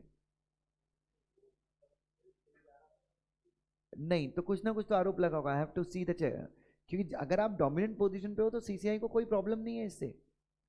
CCI has a problem when you abuse the dominant position. हाँ हाँ, नहीं नहीं, क्योंकि जब डोमिनेंट पर से इज नॉट बैड ना। इधर देखो, तो वो आपके एसेट ट्रांसफर कर सकता है, प्रॉपर्टी ट्रांसफर कर सकता है, लाइबिलिटी ट्रांसफर कर सकता है। दूसरा, आपके शेयर्स वगैरह आपके प्रमोटर से आपके शेयर ट्रांसफर करवा सकते हैं ताकि प्रमोटर वीक हो जाए। एग्जिस्टिंग कंपनी को वाइंड अप करके नई कंपनी बना लो। लाइसेंसेज, अप्रूवल, परमिशन, इन सबको भी क्या करवा सकता है सीसीआई, ट्रांसफर करवा सकता है। या फिर कोई भी एक्शन जो सीसीआई को क्या लगता है अप्रोप्रिएट लगता है, आपके पिछले 3 साल के एवरेज टर्नओवर का 10% पेनल्टी भी चार्ज कर सकता है सीसीआई, अगर ये साबित हो जाता है। आपके कॉन्ट्रैक्ट्स को भी क्या कर सकता है, ट्रांसफर कर सकता है। सीसीआई को अब्यूज ऑफ डोमिनेंस क्यों हो सकता है, मेरे ख्याल से वो पॉपकॉर्न के चलते, वो मेरे ख्याल से इसलिए था कि साला वो मूवी आती, मूवी की टिकट 200 रुपए की, पॉपकॉर्न आता है साला 500 रुपए का। दर्द है बहुत बड़ा। अरे एक बार क्या हुआ ना, हम लोग एक सीए के बहुत बड़े फैकल्टी हैं, बहुत बड़े मतलब ठीक है, दोस्ती थे मेरे, तो उनके साथ हम मूवी देखने गए, ठीक है। तो आउट ऑफ कर्टसी यार वो टिकट उनने खरीद ली, मेरे को पैसे, मेरे को लाइक मैं गाड़ी पार्क कर रहा था, तो टिकट उनने खरीद ली। अब फिर टिकट जब उनने खरीदी तो पॉपकॉर्न मेरे को खिलाना चाहिए, तो हम सीएस वाले कम थोड़े हैं। तो मैंने क्या किया कि ब्रेक हुआ और यहाँ पे गए थे पेविलियन में, तो ब्रेक हुआ तो मैं पॉपकॉर्न खरीदने चला गया, लाइन में लग गया। वो और उनकी वाइफ दो थे, तो मैंने दो खरीद लिए बच्चों, एक कोल्ड ड्रिंक ले ली। फिर उस समय आई थिंक निर्विका बहुत छोटी थी, वो 2-2.5 साल की थी, मैं 3-4 साल पहले। तो निर्विका भी रोने लगी, मेरे को भी पॉपकॉर्न चाहिए, मैं उसके लिए पॉपकॉर्न ले आया। 950 रुपये का बिल, और एक कोल्ड ड्रिंक ले ली पेप्सी, 950 का बिल, जस्ट इमेजिन। वो वाली थी पेप्सी, तो वो ढक्कन डाल देते स्ट्रॉ, हाँ वो। अब वो निर्विका के हिसाब से वो अच्छी थी, but still can you imagine 950 rupees यार। टिकट भी भाई ने खरीदी होगी तो 200 रुपये की एक टिकट होगी, 4 लोगों की 800 की टिकट हो गई यार, 950 रुपये का पॉपकॉर्न। और वो भी मैंने बहुत बचत कर करके खरीदा। और अगेन पता है प्रॉब्लम इंडिया में क्या हो रही है, लाइक ये हर एक कंट्री के साथ होती है, जब एक कंट्री डेवलपिंग से डेवलप्ड बनती है ना, तो हर जगह ये प्रॉब्लम होती है। सबसे बड़ा बर्डन मिडिल क्लास के ऊपर होता है, और दूसरा वो मोस्ट ऑफ द टाइम वो शो ऑफ वाला टाइम है। जो लोग पॉपकॉर्न खरीदते हैं वहाँ पे थिएटर्स में, वो मैं बता रहा हूँ 75% लोग वो सिर्फ शो ऑफ के लिए खरीदते हैं कि भाई हमारी हैसियत है थिएटर में आके खाने की। और वहां पे ना एक अलग समझाता है कि अगर आप कुछ खरीदने नहीं जा रहे हो, मूवी खत्म हुई and you are not going to buy anything, it means यार you belong to very like साला भाड़े में आया मूवी देखने के लिए। तो ये ना इंडिया में ये होता है, और ये कब होता है, आप किसी भी अर्थशास्त्री से पूछो तो वो ये बताएगा ये कब होता है, जो अपनी कंट्री का ट्रेंड है। हम लोग अभी डेवलपिंग से डेवलप्ड कंट्री बनने के रास्ते पे हैं, तो ये होता ही है। और इसलिए कॉर्पोरेट अमीर बन रहे हैं अपने यहाँ पे, और कॉर्पोरेट अमीर बन रहे हैं मतलब एक कंट्री डेवलप हो रही है बच्चों। अब भाई वर्ल्ड के टॉप 10 अमीर में से 3 मेरे ख्याल से इंडिया के हैं, अडानी, अंबानी और एक, 2 ही है क्या, या फिर टॉप 50 में 3-4 कुछ तो आते हैं। हाँ, तो टॉप वर्ल्ड के टॉप अमीरों में से बच्चों 10 अमीरों में से अगर 2 इंडिया के, मतलब फिर भी समझो ना 20% अमीर इंडिया में ही है मतलब, ठीक है। और इंडिया में एक और चीज है, इंडिया की 80% वेल्थ 15% लोगों के पास है। 80% वेल्थ कितने लोगों के पास है बच्चों? 15 लोगों के पास है। मतलब बाकी के 20% बेचारे क्या ही जिंदगी में कर पाए बच्चों। अपन सब, even me sitting in that 20% only, sorry sitting in that 80%, अपन सब एक ही लेवल के लोग हैं। ये अंबानी अडानी सब ले गए बच्चों उड़ा के, ठीक है ना। एनीवे, तो ये कौन सा सेक्शन हो गया बच्चों? Section number 4। Now I start with section बच्चों? सेक्शन 5 के साथ मैं शुरू करूंगा। तो उस दिन से मैंने और निधि ने डिसाइड किया कि हम लोग थिएटर जाएंगे, मूवी देखेंगे, बट पॉपकॉर्न का हम कुछ जुगाड़ घर से ही करके लेके जाएंगे, या हम पॉपकॉर्न खाएंगे ही नहीं चाहे कुछ भी हो, बिकॉज वो एक तो वो हेल्थ के लिए अच्छा नहीं है, और सिर्फ स्टेटस के लिए पॉपकॉर्न खरीदना इज बैड। तो निर्विका के लिए मैं घर से बहुत सारे लेस अपने उसमें डाल देता हूँ कार में, कि भाई तू लेस खाती रहना वहाँ 5-5 रुपए की, वो बैग में डाल के लेके जाओ चुपचाप, कोई नहीं बोलता। कहाँ पे छुपाते हैं? ओके, हाँ जी। सो एनीवे चलिए, अगला जो डिस्कशन मैं आपके साथ करूंगा सेक्शन नंबर 5।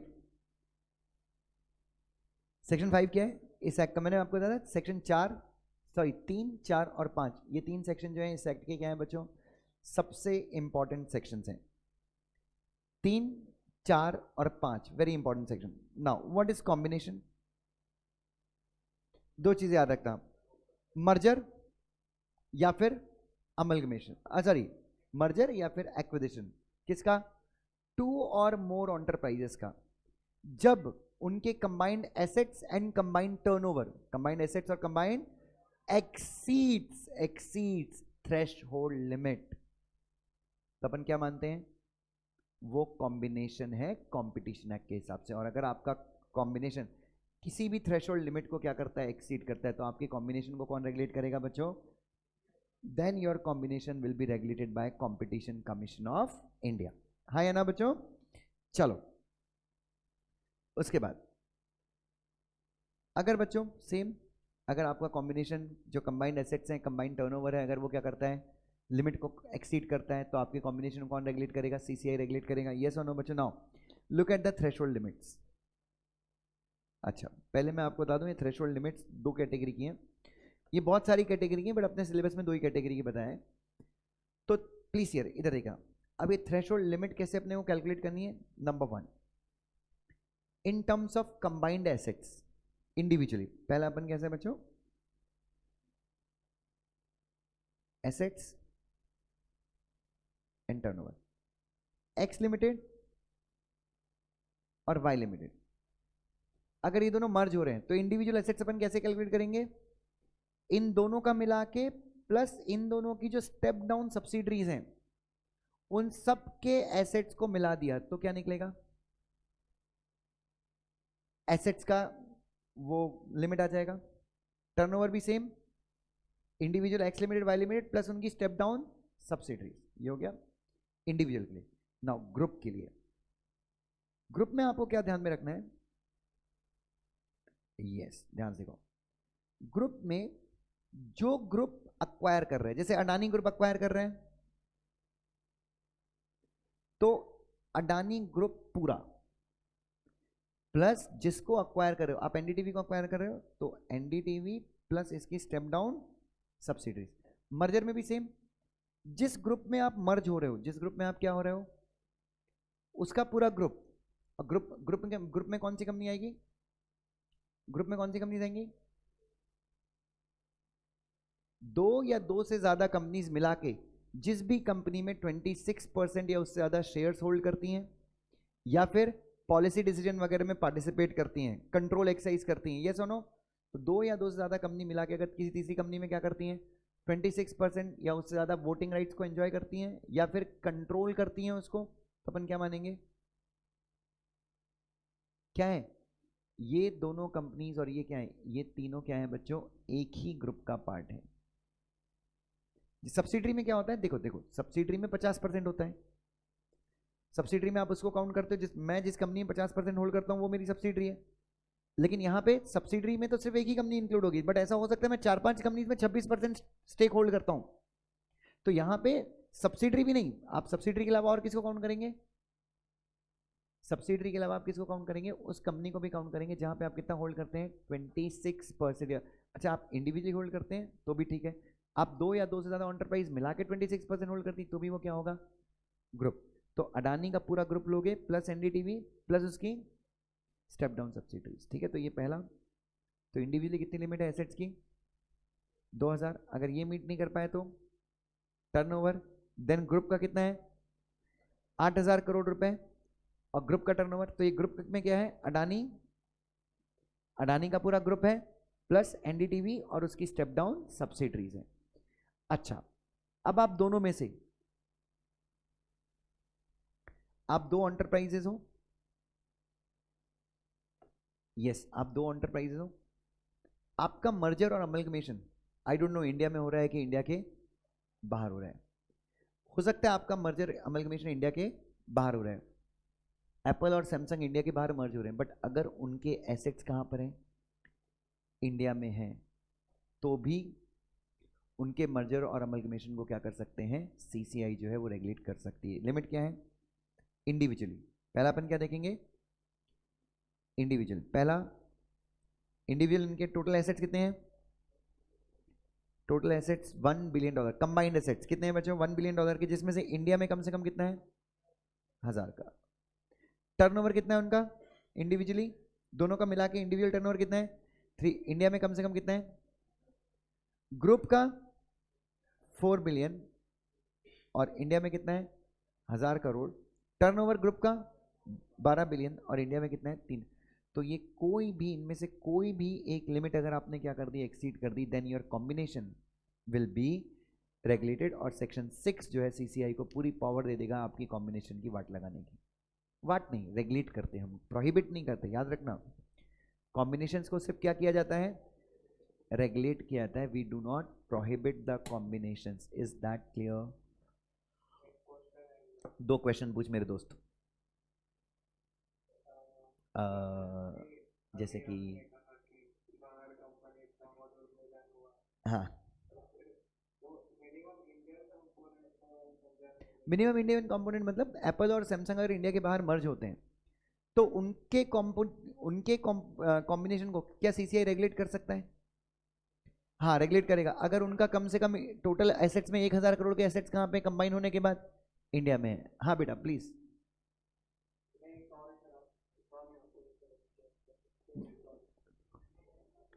एक काम कर 100 रुपये पेटीएम कर दे।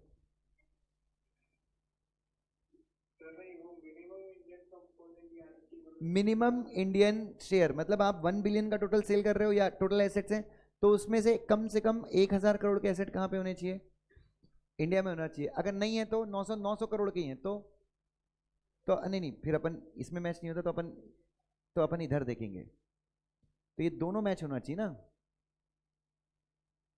यस अगर आपका मान लो ग्लोबल दोनों का मिला के 1 बिलियन से क्या है कम है, 1 बिलियन से क्या है, बट इंडियन कंपोनेंट 1000 करोड़ से ज़्यादा है तो भी एप्लीकेबल नहीं होगा।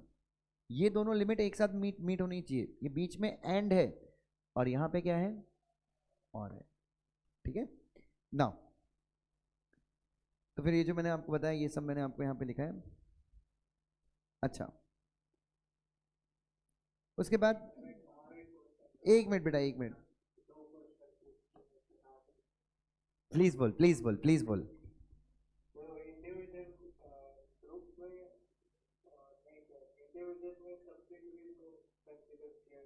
स्टेप डाउन सब्सिडरीज को इंडिविजुअल में अपन कंसीडर करते हैं।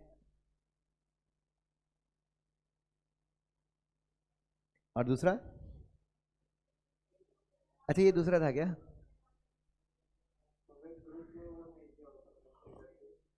ये मैंने ऑलरेडी बताया। ग्रुप में आप अडानी ग्रुप पूरा कंसीडर करोगे और एनडीटीवी क्या करोगे, एनडीटीवी और उसकी स्टेप डाउन सब्सिडरीज, ठीक है ना। ठीक, ये ग्रुप की डेफिनेशन है। अरे घर की बात है, ये ग्रुप की डेफिनेशन है।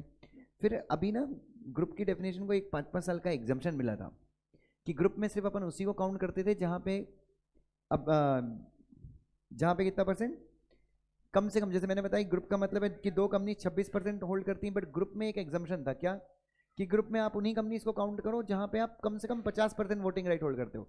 बट ये एग्जाम्पशन 5-5 साल के लिए था, तो 2022 में ये एग्जाम्पशन क्या हो चुका है, खत्म हो चुका है। फिर एक और एग्जाम्पशन था, एक एग्जाम्पशन ऐसा था कि अगर एक बड़ी कंपनी किसी ऐसी कंपनी को अक्वायर कर रही है जिसका एसेट कितना है बच्चों, जिसके पास एसेट 350 करोड़ ज्यादा नहीं है, या फिर टर्नओवर 1000 करोड़ ज्यादा नहीं। मतलब मैं मान लो अडानी हूं, मैं बहुत बड़ी कंपनी हूं और मैं किसको अक्वायर कर रहा हूं, क्या नहीं से अडानी अपने आप में ये 1000 करोड़ 2000 सब मीट कर देता है। तो अडानी अगर किसी चुच्चू सी कंपनी को भी अक्वायर करे, किसी 5 करोड़ की कंपनी को भी अक्वायर करे, तो अडानी का सेल 10,000 करोड़ का है और किसी चुच्चू सी कंपनी को अक्वायर किया उसका सेल 5 करोड़ का है, तो 10,000 5 करोड़ रुपए हो गया। तो एक एग्जाम्पशन था कि अगर एक बड़ी कंपनी किसी कंपनी को अक्वायर करती है जिसका पेड अप कैपिटल कितने ज़्यादा, सॉरी जिसके पास एसेट कितने ज़्यादा नहीं है या फिर टर्नओवर कितने ज़्यादा का नहीं है, दोनों में से अगर एक कंडीशन सेटिस्फाई होती है तो उसके ऊपर ये एक्ट एप्लीकेबल नहीं होगा। मतलब मैं अगर 10,000 दोनों में से, मैं जिस कंपनी को अक्वायर कर रहा हूँ उसका एसेट 350 करोड़ के ऊपर का नहीं है, या फिर एसेट 350 करोड़ के ऊपर का है बट टर्नओवर 1000 करोड़ के ऊपर का, तो ये एग्जाम्पशन भी 2022 में क्या हो गया है, खत्म हो गया है। बट स्टिल आप नॉलेज के लिए इसको क्या कर सकते हो, ध्यान में रख सकते हो, तो और आप एग्जाम में बता सकते हो कि 2022 में ये एग्जाम्पशन क्या हो चुका है, खत्म हो चुका है। अब कॉम्बिनेशन से रिलेटेड कौन कौन से ऑर्डर जो है वो सीसीआई जो है वो पास कर सकता है। आज के लिए बस करें, कल खत्म हो जाएगा क्या अपना ये।